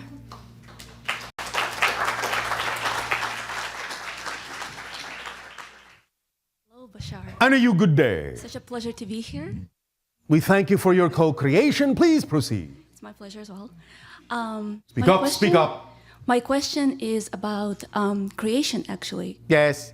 I'm an artist, and sometimes when I create, I go into the state of the zone.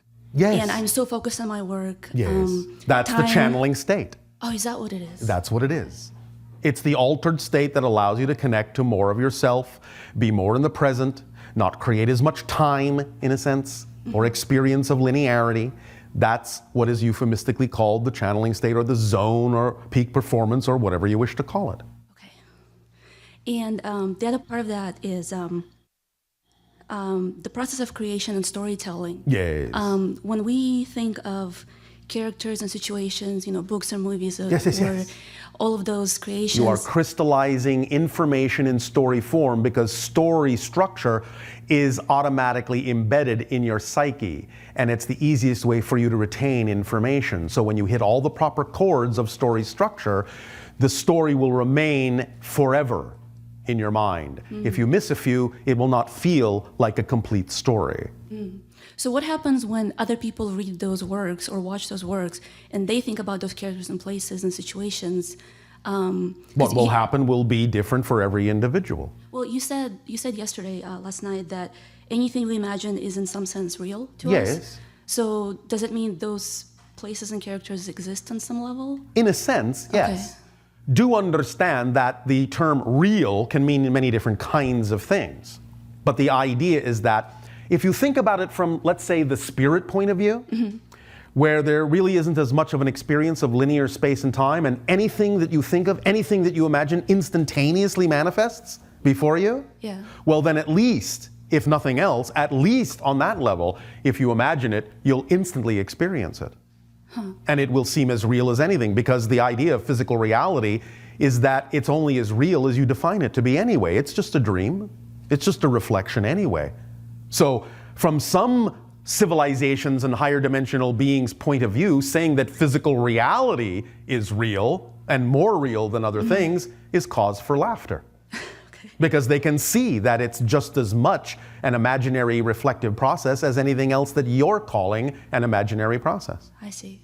Make sense? Yes. So in that sense, everything is real because reality is the product of what you define it to be from your imagination anyway. So is us creating stories and telling ourselves stories, Yes. is it analogous to the spirit experiencing itself through physical reality? Yes. Because physical reality is the process of experiencing and living a story that the spirit wished to experience. Awesome. Yes. You are living stories. That's why it's very important to use your ability to communicate with your imagination to tell yourself the story you prefer to live instead of the stories that you don't. I agree. Yes? Yes. All right, because that's up to you. The spirit just wants to experience a story with a certain theme.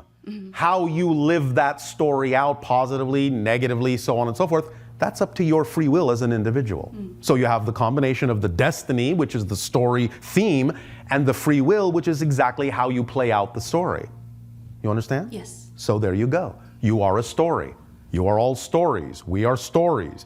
Creation is a story, telling the story of itself to itself from all the different perspectives that it can. Yes? Yes. All right. That's why, again, when you tell a story that strikes all the chords of what you call story structure, it plucks all the right harmonies, and thus then it sticks because it fits that template in your psyche, that you are living a story. Yes? Yes. And when you pluck all the right chords, the story will ring true. Yes? Yes. All right. Does that help? Yes, it does. Thank Anything you so else? much. No, that was my whole question. Thank you. Thank you so much. Good story.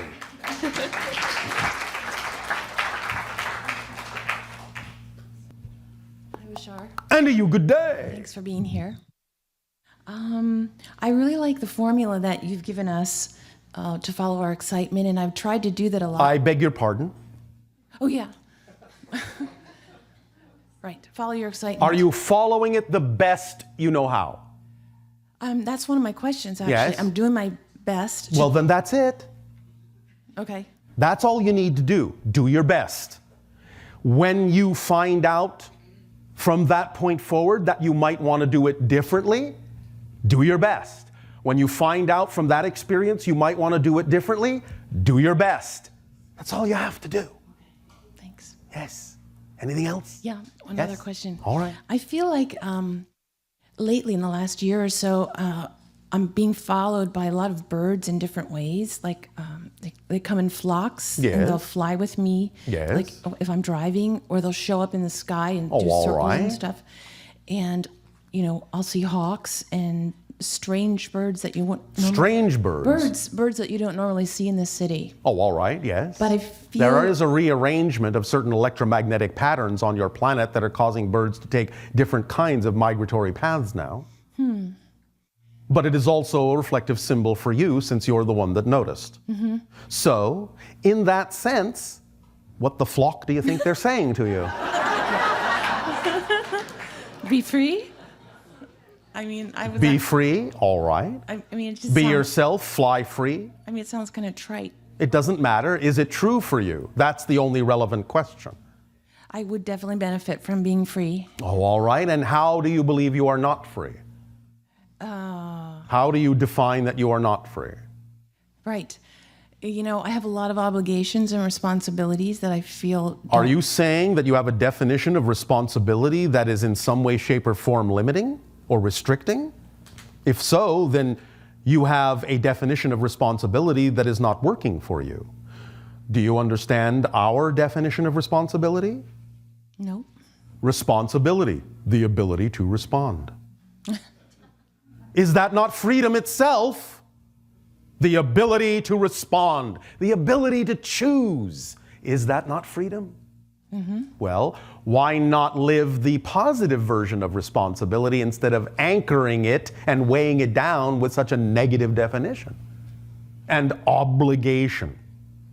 The idea, again, if you make commitments, you make commitments. But at the same time, the idea is you can also learn to change the idea of what kind of commitments you may make in the future that are more in alignment with what you prefer. Instead of simply succumbing to the idea and outdated ideas that you have to make certain kinds of obligations in order to be who you really prefer to be or have what you really prefer to have. So are you learning to let go of outmoded ideas of obligation and responsibility and beginning to realize there might be more positive definitions to these things? I'm going to. All right, well, when? Now. Oh, all right, it's up to you. Right. You just need to apply that in your life and behave as if you know that that's true. Yes? You can't fool yourself. You can't fool creation. You can give lip service to something, but if you're not actually behaving as if you know it's true, then the creation sees right through that. You understand? Yeah. Remember, please, all of you remember, knowing and behavior are synonymous. Yes? Mm-hmm. Do you understand this? Mm-hmm. Are you sure? Yes, I understand that. All right. The things you know that you can do, you just do. You don't think about them. You don't wonder if you believe them. If I say, would you please walk across the room? Do you stand there and go, well, I think I can. I believe that it's possible for me to walk across the room. I'm not really sure. No, you just walk across the room because you know you can. Knowing and behavior and action are synonymous. So when you know something to be true, you don't question it, you just do it. And that's the fusion you're looking for in your lives. Do you understand? Mm-hmm. It's even beyond and above belief. Knowing is inherent in who it is you truly know you are. Yes? Yes. And so, what will you now do that is representative of knowing what you prefer to know instead of what you have been doing? How will you express that in your life now in a way that is representative of that kind of freedom? I feel like I have to start out pretending. Pretending what? That I know. Pretending that you know. All right, are you saying fake it till you make it? Is that what you're saying? Yes. But if you know you're faking it, how will you make it? Are you saying you believe that if you do fake it enough, if you do pretend enough, that ultimately the pretending will somehow sink into you and will become real knowing? If you believe that, it'll work. But if you don't, it won't. Actually, it's never worked for me. Well, there you go. So in that sense, it would be something that would work better for you to actually understand the mechanism and know the mechanism works. To understand the nature and structure of existence and how reality works. And then you have a tool that you can use with knowledge and not just guessing at it. Yes? Mm-hmm. So this is why we said in the beginning of the transmission that it can be critical for you to really understand a lot of the tools that we're sharing with you, or the tools that you attract to yourself from other sources that are truly descriptive of the actual nature of existence, the structure of existence. For when you understand the structure, then anything else, when held up to that structure, you will see what parts of it fit the structure and what parts don't. And the parts that don't, you can let fall away. And then you will have a clear path of exactly what will work as a tool, as a mechanism. And you won't have to be concerned or focused with the rest of it, because the rest of it has nothing to do with the tool or the structure. It only has to do with belief systems you've attached to it that have no business being attached to it. Is this making any sense to you? It's helping. All right. In what way is it helping? I guess I just would like to. Yes. What would you like? I'd like to have like a quick fix. A quick fix. Well, yes, you can have the fix as quickly as you wish. You see, again, everything is here and now. You have it. You have it. But do you believe you have it? Do you know you have it? Are you matching the vibration of knowing you have it so that you can see that you have it quickly? Or are you saying, I have to have a long process in order to get to the point where I will finally allow myself to know that it's been here all along? That's the difference. Yes? It is here. You just have to know it's here and act like you know it's here. Not fake it, but you have to know it's here. Okay. So, do you understand that everything is here and now? That helps. All right. So the more you allow yourself to wrap your mind around the understanding that everything truly is here and now and that you already have it, then whatever degree of time it takes for you to process that or know that it's true will be the amount of time you will experience for that transformation. Okay.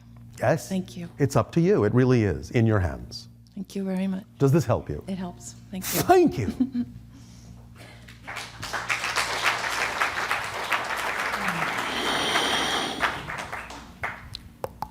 A perfect moment to you, Bashar. And to you as well. I have a question about Willa Hillicrissen. Yes. You have mentioned Hillicrissing. Hillicrissen. Willa Hillicrissing.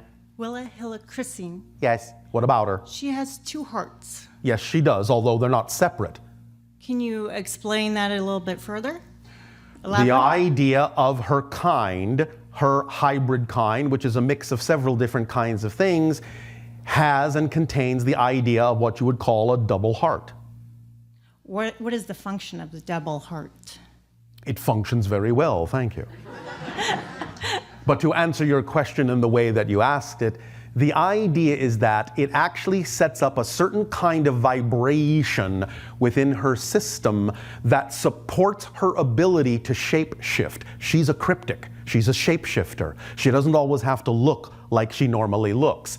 And the idea is, therefore, that it's expressed physiologically as being different people simultaneously. So she is two in one. So do all parallel reality specialists have the double heart? Almost all, but not all. And what about the ones that don't? They are a different nature, a different breed, and they experience the idea of parallel realities and shifting in a different way. Not all of them are cryptics. You don't have to be a cryptic to be a parallel reality specialist. You understand? Can you elaborate a little bit on that one? In what sense? What else can you be? Well, I'm simply saying you don't have to be a shapeshifter to be a parallel reality specialist. You just have to learn about parallel realities. Yes? Yes. In other words, you don't have to be a particular nationality to become a scientist, do you? No. Well then, you can become a scientist, you can become a physicist, you can learn things in one way that others learn in a different way. But the idea of the cryptics is that not only are they parallel reality specialists in terms of knowledge, they are parallel reality specialists in terms of actual experience. And in many ways, a lot of the parallel reality specialists that don't have the cryptic ability learn what they need to learn from those that do. Does that make sense? Yes. And so, what else? Thank you. I was also wondering about the angelic realm. Yes. And what can you tell us about your perspective on the angelic realm? Our perspective is that it is the first reflection of all that is. In other words, when the One created the idea of a reflection that became the all that is, the first reflection all that is had was what you call the angelic realm. Does that make sense? It does. Could you elaborate some Well, you more? understand that there are different vibratory levels based on different vibrations of differentiation, yes? Correct. Therefore, the all that is the all that is, and the first difference between the all that is and anything else you're calling the angelic realm. It's just another version of all that is, separated out into smaller beings than all that is, but greater beings than anything else of a division below. Bigger units than the small units I am and you are. You understand? Yes. So the angels are the biggest unit of collective consciousness right before the level of all that is. Does that make sense? Yes, it does. Does that help you? It does. All right. And That is all I have. are you sure? Yes. Thank you. Thank you. Perfect moment. Always. Nania, do you have your questions on behalf of others? Certainly do. Oh, all Have right. 3. Oh, all right. I know how you like that number, so. Okay, well, the first one has. We don't like that number. You love that We number? love that number. Well, you're never halfway about anything, No. which is wonderful. Nothing or all the way. That's right. I like that. Isn't that in human terms sort of like a woman's prerogative is to change her mind? I'm waiting for you to change your mind about that. Okay, I changed my mind. All right. To something else. Yes. To the question at hand, Yes. which is about lucid dreaming Yes. and waking up in the lucid dream. Yes. When you first brought that information through, I think a lot of people could relate to it because most of us have had some kind of experience or another about waking up in a lucid dream. Waking up in the dream, which is lucidity. Right. And I think some of the characteristics of being awake in the dream are Yes. things like you can manipulate the reality. Yes. And it's very fluid and flexible. Yes. And you recognize that you're in a dream, so you know that you're safe. Yes. And it feels fun and rich. Yes. So, And empowering. okay, so then when you said that what your civilization had done was Yes. to wake up in the physical reality dream Yes. and become lucid. From the lucid dream state, because of the lucidity, from that perspective, you can see that physical reality is a dream. And therefore, because in the lucid state in the dream, you also can perceive the template level reality that is the blueprint level from which the physical dream is manifest, you can thus then, in the lucid state, actually manipulate the template level reality and change the blueprint that actually affects the manifestation of the physical dream. That's why we never left the dream of lucidity, because the physical dream became a dream to us, and the dream state became reality to us, and that's why we no longer sleep. We are awake in the dream constantly. And there is no difference anymore to us between physical reality and a dream. Lucidity is at the core of all of it. We are lucid in the total dream of physical reality and the things you call dreams in other dimensional levels. Make sense? Yes. When you were saying that that's something new too, that you actually, from that state, perceive physical reality as a dream. As a dream. Yes. Because someone came up with the question of, gosh, aren't you like worried that you'll wake up or you'll fall asleep again and then you'll be back in the dream that you thought before you were lucid in? Why would we choose that? If we're lucid, we understand what the choices are. So why would we choose that? Right. So that's why all of these things you're describing to us about physical reality and the fact that you can, through your excitement and acting on it, you can actually cause the reality to seemingly change right around you. Not seemingly. Right. Because everything you're manifesting is with your higher mind. You're actually working with the material of your higher mind. The physical mind, in a sense, and the higher mind become far more closely fused, and you express yourself more holistically as the single person in which the higher mind and the physical mind function together. Right, but isn't everything that we're perceiving around us actually our higher mind that has given us sort of this plasma, I guess I'd call it, to work with. So well, remember that the idea of what it is you actually perceive is being filtered through the physical personality belief system. And therefore, even though the source of the idea may be coming from the higher mind, there may be an interpretation that happens as it filters through the prism of your physical mind. And that's the idea of balancing the prism of the physical mind and clarifying the prism of the physical mind, which are the definitions and emotions and thoughts that create the ego structure and the behavior. And balancing them all out allows the prism to become clear enough so that what comes from the higher mind can be more, shall we say, representative of what originally came from the higher mind rather than being so filtered by the physical personality. So I understand that dimension of it, but also the idea that what I perceive as a physical object here in physical reality. Yes. And other people that I'm seeing. Yes. You know how they're made out of my consciousness in order for me to perceive them? Yes. Is the material that they're made of actually the higher mind? It's electromagnetheric energy, which is the idea of how the template level reality manifests manifestation as physical reality. It is a certain vibration of energy, a certain vibration of electromagnetheric energy. So I am electromagnetheric energy manifested physically in this reality? Yes. Okay, well, okay. In other That's words, interesting. The higher mind, in a sense, creates a vibration within itself that is representative of the vibration we are calling electromagnetheric energy, in which, thus, then it becomes, shall we say, the soup that the physical mind, in that sense, experiences the reflection in. I see. Yes. I see.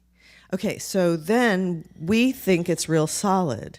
Yes. And we think that we're in it and not that it's something us. Yes, that it is you. So that's why we say the process of ascension is the process of realizing that you actually are the dimension that you previously thought you existed in. The dimension is made of you. Right.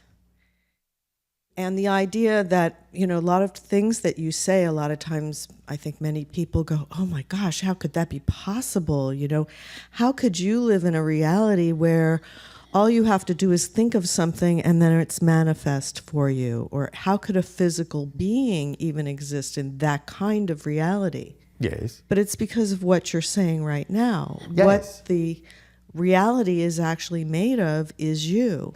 Yes, and within the idea of the electromagnetheric soup, there are different vibrational levels even therein. So the idea is that there are much denser vibrations and much lighter vibrations. And you are now going from the process of going from the denser vibrations to the lighter ones. And in the lighter vibrations of the electromagnetheric soup or field, you can experience many, many more things that are far closer to the representation of the higher mind's experience of its reality, which doesn't require as much time or space for manifestation. So, given that we understand that now, Well, let's assume that you do. Okay, I'll assume that. All right. How far is it probable that most of us will go in terms of allowing the reality to simply organize itself over and over and over again around your highest excitement to the degree that it starts to appear to be so magical that it's almost like what you're experiencing? How far are we going? Well, of course, the probability level is different for every individual. But as a collective average, the individuals we are interacting with now have a probability of somewhere between 68 and 76% of doing that. Right. So we can get to the point where we're working with the physical reality so fluidly and so easily by truly acknowledging that these tools and mechanisms of physical reality work. Yes. And with that commitment and acting as if you know that, the physical reality will become more and more fluid. Yes. Until we feel like we're living in the dream. Yes. Until you know you are. And when you know you are, everything goes along with that. your feelings, your thoughts, your beliefs, your experience, your manifestations.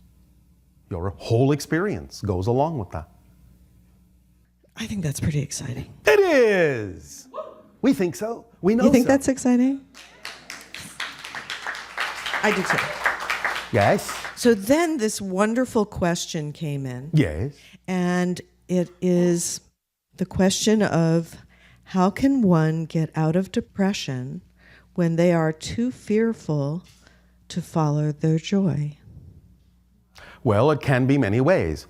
If you allow yourself enough leeway, you can again redefine depression and understand that from the positive point of view, it's a natural response. Compression.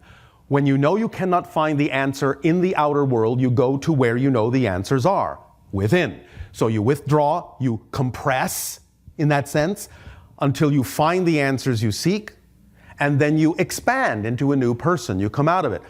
And that's the natural positive side of it. But when you label the idea of that withdrawal in a negative way, when you reprimand yourself, when you heap judgment on yourself and negative perspectives on yourself, then it turns into the negative experience of depression. Now, if you're in depression enough that you can't allow yourself the leeway to recognize that, then the only way out is deeper in. Because eventually you will find a doorway out, one way or the other. Do you understand? Mm-hmm. Either you will reach what you call rock bottom, and you will realize there's nowhere else to go but up, or you will find the idea that an exit door is required, which you call death. One way or another, you're free. If you take the suicide route, though, Yes. don't you generally reincarnate and go back through You the same may thing? create an experience of an incarnation. Again, please all remember, all lives are simultaneous. Therefore, the idea of reincarnation is an experience you can create, but that's not what's mechanically, structurally actually happening. But you can create the experience that it is. And sometimes if you are very, shall we say, unaware of what you're doing in that sense and have done that act through a very reactive state, then yes, you might find yourself very quickly going through a similar experience, because that's what you actually originally wanted to do, was go through that experience and learn something positive from it. And if you, in a sense, cut yourself off from doing that, you may decide to do it again. You don't have to, but you may decide that. And it may be an automatic decision if you're unaware of why you made the decision you made. That may be a natural reaction or natural response to the degree of unawareness you had when you decided to kill yourself. Remember that all death, in a sense, is suicide, because you are deciding to leave. One way or the other, you're setting up a certain kind of timing or place where you will transition out of physical reality. But in the way that you mean it, yes, that could happen. Or you could simply find yourself in spirit, recognizing that that may or may not be what you really wanted to do. And you may also look for other ways in which to balance out that idea. It doesn't have to require the experience of reincarnation to do so, but it just depends upon the state of the being when they cross that threshold as to exactly which way that plays out, and whether they give themselves the opportunity to know that they have a choice. Beings who do not know they have a choice can sometimes become what you call earthbound spirits for a while.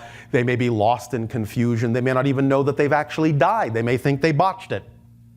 The idea, though, is that eventually they will realize, and their guides will help them to realize, or people from your side will help them realize, that they can transition onto a higher plane, and they can decide to balance out the idea of any experience they've ever created from whatever point of view and from whatever experience they so desire, that they're still always free, ultimately. Does that help? Yes, that's very forgiving of just the reality, I guess, of forgiving of ourselves. Well, the idea is that if you really understand that creation is unconditionally loving, then there are no conditions on that love. So there's nothing to forgive.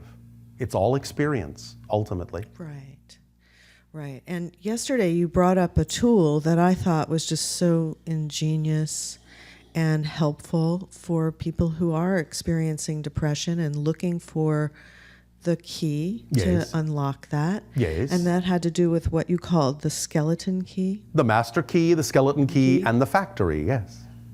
Can you talk a little bit more about that? Because I think there's a number of people here who never got to hear that. Well, very, very briefly, the idea is that you are the owner of the factory that's churning out your reality, and you always have the master key that can open the door. And as you open the door, you can walk down the center, which is a catwalk above the floor of the factory. And that's the neutral, central, balanced position.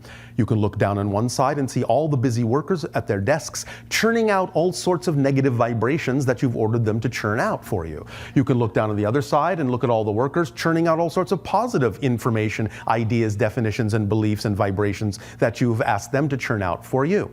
If you find that you now prefer to have a factory full of positive churning vibrations and positive workers in that sense, but you feel that something is restraining you from going in that direction of acting on your highest excitement, then use the master key, use the skeleton key, open the door, walk on the catwalk, look down on the negative side where you thought you sent all the workers home, but turn on the lights and see that maybe someone's hiding in a corner or in a basement, still doing their job, still churning out all these negative ideas, and you can say, hey, actually, you have been doing a lovely job of churning out all the things that I hired you to churn out that are negative, but you know, that's not what this factory is producing anymore. And therefore, I am going to give you your golden parachute. You are going to now, in that sense, clock out, punch out, and you can go and find another job. I release you. Thank you so much for your service. And thank you, we're going to fill this space now with workers churning out positive things. And you have to keep looking to make sure that no other negative ideas are squirreled away down there. No other workers are still lurking in the hallways, perhaps hanging around the water cooler. The idea thus then is that you recognize that they've been doing the job you hired them to do, but now you no longer need them to do that job. Thus then, it is a freeing idea. You can use this analogy to discover what may still be lurking in your factory and tell it that its job is no longer required. And thank it because it did provide a service for you, and let it go. Yes? Yes. All right. Sounds good. I mean, it makes it so much more manageable to handle the negative ideas, because all you have to do is listen to an idea that's coming up in your head and say, is this negative or is it positive? And if it's negative, then it's coming from one of those workers. Yes, because the idea of a negative belief is that it will churn out things that will make it seem that the negative belief is the only thing that's believable. Because that's the duty of the negative belief, is to make it seem that positive beliefs are much more difficult to create. But that's only coming from the negative side. It's not empirically true that positive beliefs are more difficult to create, but that's one of the products from the negative side of the factory, is that they are. So as soon as you let those workers go, you will find that the filters and the cobwebs will go away. They will be blown out, brushed out, and you will suddenly realize that the positive beliefs are easy to buy into, easy to hold on to, easy to manifest, because no longer is your vision being clouded by the idea of the negative belief reinforcing itself by attempting to convince you that positive beliefs are hard to create, which is one of the products they produce. Make sense? Yes, it's very compelling because it starts to really give you the freedom to make a positive choice. Because if you're going to truly wake up in the dream and be lucid to the degree that you're saying is possible for us, then you ultimately have to have complete conviction in the positive interpretation of everything that comes into your experience. And you pay attention to it, and you continue to choose that and let the universe and your reality organize itself around what that creation is. Y-E-S.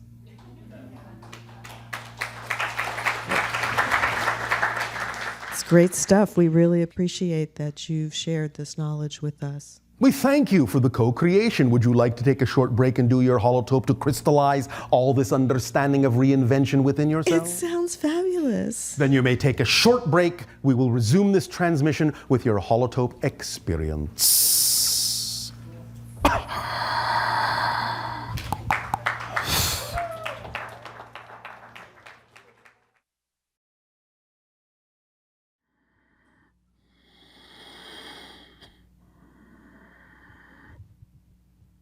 But it'll say, let us continue the transmission in the following way. Remember when you all couldn't wait for it to be the year 2000? And here it is, 2014, in the blink of an eye. It will continue to accelerate.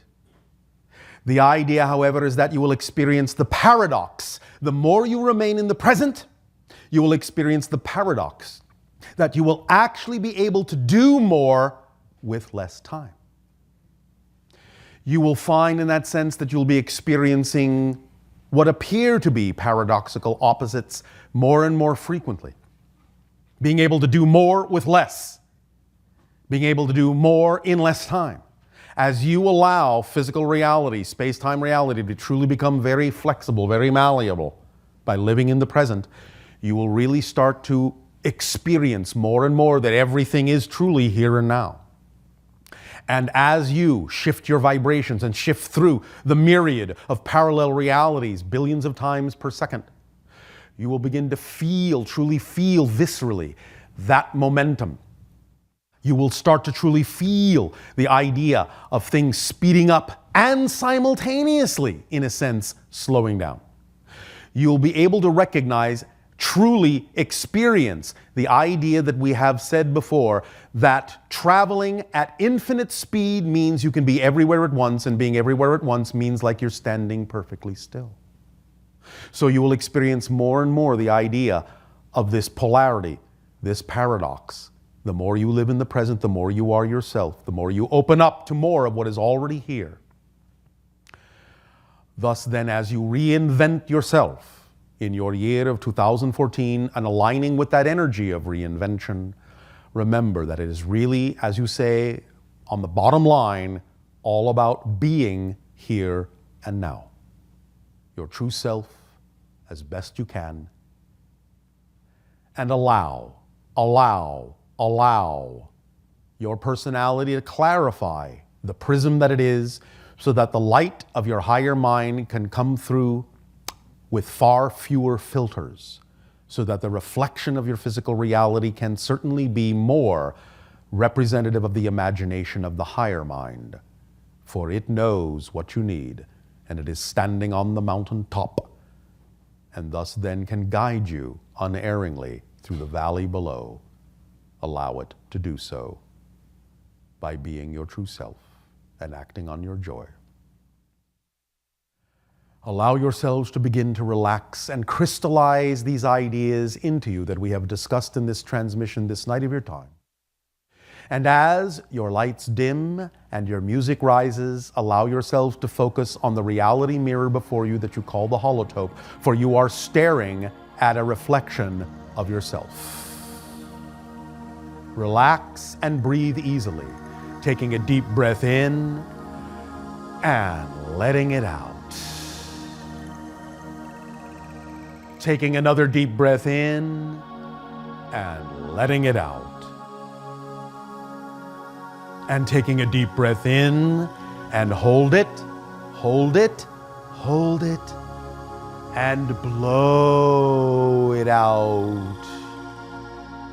Clarifying and cleaning the cobwebs from the attic of your mind until it is fresh and clean and empty.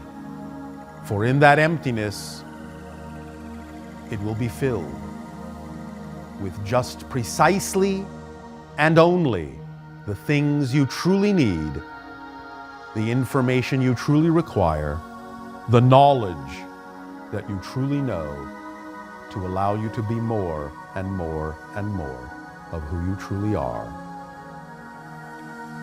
Allow your imagination to guide you into action. Action in the fullest sense of the word on all levels that are representative of and in alignment with your highest joy, your highest excitement. And allow yourself to take inventory and take stock of all the tools that exist within you, that we have shared and others have shared. Clarify who you know yourself to be. Clarify what you know is here and now, whether it is visible or invisible. And allow yourself to know that all barriers, borders, and membranes are permeable, and that all things can pass through them in either direction.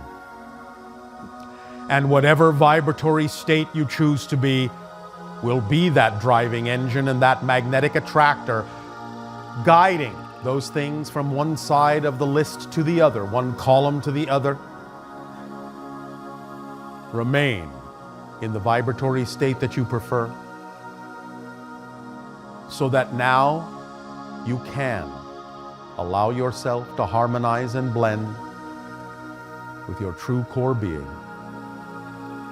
Choose to be on the train and on the track that you truly prefer, that represents your ideal reality, and know that even if you do not know what the ultimate destination may be, that when you arrive, it will be perfectly and precisely exactly what it needs to be, where it needs to be, when it needs to be. Trust the unfolding of your life and the timing of your life. Learn to have clarity and honest assessment of your beliefs and definitions, so that you can have the discernment to know the difference between your joys and your fears, your excitements and your anxieties. All it takes is honesty and the willingness to know what you need to know without fear. For once again, the only thing you will ever discover in the unknown is more of yourself, because you are the only thing that exists in your reality. And this is true for all beings. And that as you expand and as you grow, and as you become more aligned and harmonized with all that is, remember, your identity will never be lost. You will simply experience more of yourself as all that is, and even in an ultimate blending with all that is, the experience will be from your point of view, because you are all that is, experiencing itself as the aspect of all that is that you uniquely are. Holographically, the one is all, the all are one, and every part contains the whole, and the whole is expressed through every part. Crystallize within yourself, through your relaxation and breathing, the vibration of your place of centered, perfect peace. Create from that space. Act from that space, from that vibration, from that frequency, because it is the frequency of your true natural self. It is all there is.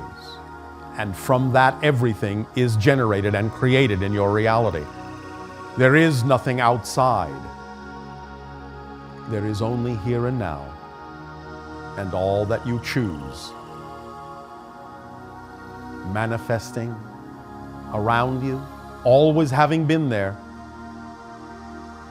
and becoming more and more visible as you match the frequency of that manifestation and become the version of you that is in alignment with the vibration of that reflection of manifestation. In every circumstance and situation, allow yourselves to relax, take pause, be neutral, and remember that you always have the master key to the factory. And you can always open that door and stand on that neutral catwalk and turn on the lights and discover who may still be working there. And let go of those who are no longer producing the product that you prefer. For you are the factory owner.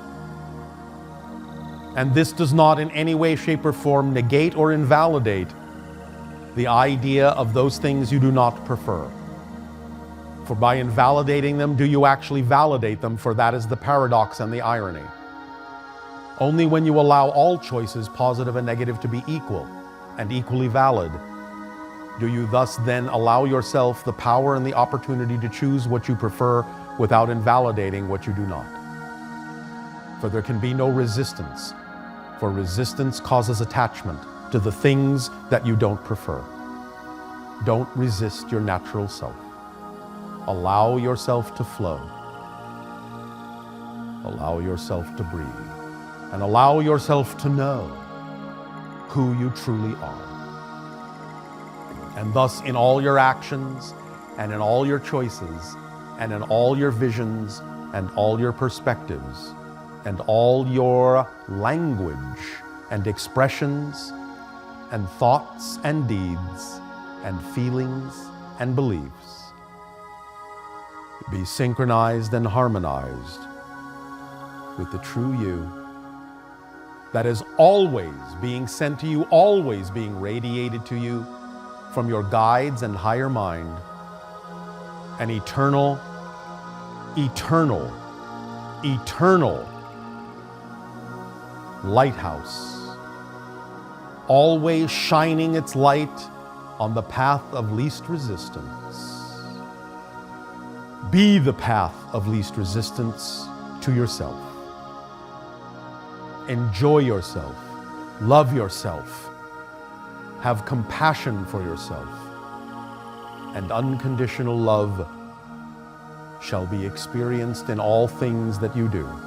For you are made of unconditional love. You are made of consciousness. You are made of God itself. Take that to heart, all of you. Breathe it in and make it your own. Breathe it in and breathe it out. And allow the heartbeat in your body to become the pulse of your life. And flow, and flow, and flow. For you in your invention, and you in your imagination, and you in the giving of meaning to life are the lifeblood of creation itself. Flow through the veins and arteries of all that is, bringing sustenance, life, and love and light to every corner of creation. Flow with every beat. Flow. Allow yourself to drift in an infinite sea of awareness, and allow yourself to express that place of perfect peace within yourself, and exude and reflect and vibrate and radiate that energy to all, and act as a living example for all, so that they too may choose, if they so desire, to know that they also can be who they truly are. Breathe it in and make it your own. And know that you are crystallizing in your neurological net these ideas, these tools, and becoming a more perfect receiver, a more perfect antenna,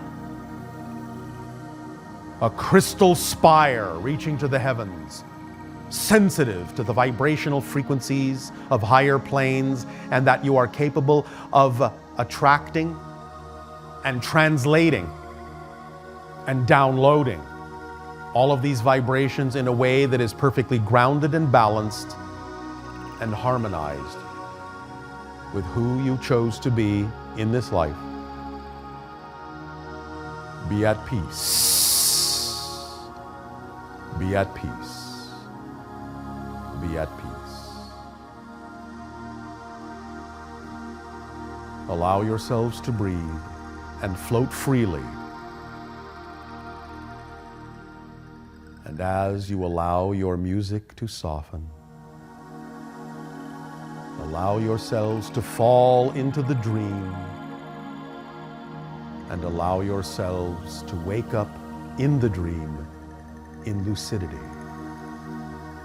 to see and to know that physical reality is but a dream, and that when you next awaken, and every time you awaken, you shall always awaken into a new dream of your own creation, your own making, and you shall never be the same person, moment to moment to moment. You shall be who you define yourself to be, and it shall be so. Allow yourselves now to simply float in the dream of the unconditional love and support of all that is. Drift freely in love and at peace, in the beautiful dream of your awareness. Keep your lights down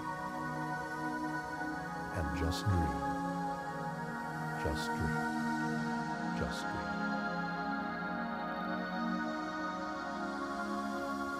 In this year of reinvention of 2014, we send to you our unconditional love, our deep appreciation, and heartfelt gratitude for the co-creation of these transmissions and the co-creation of a new reality.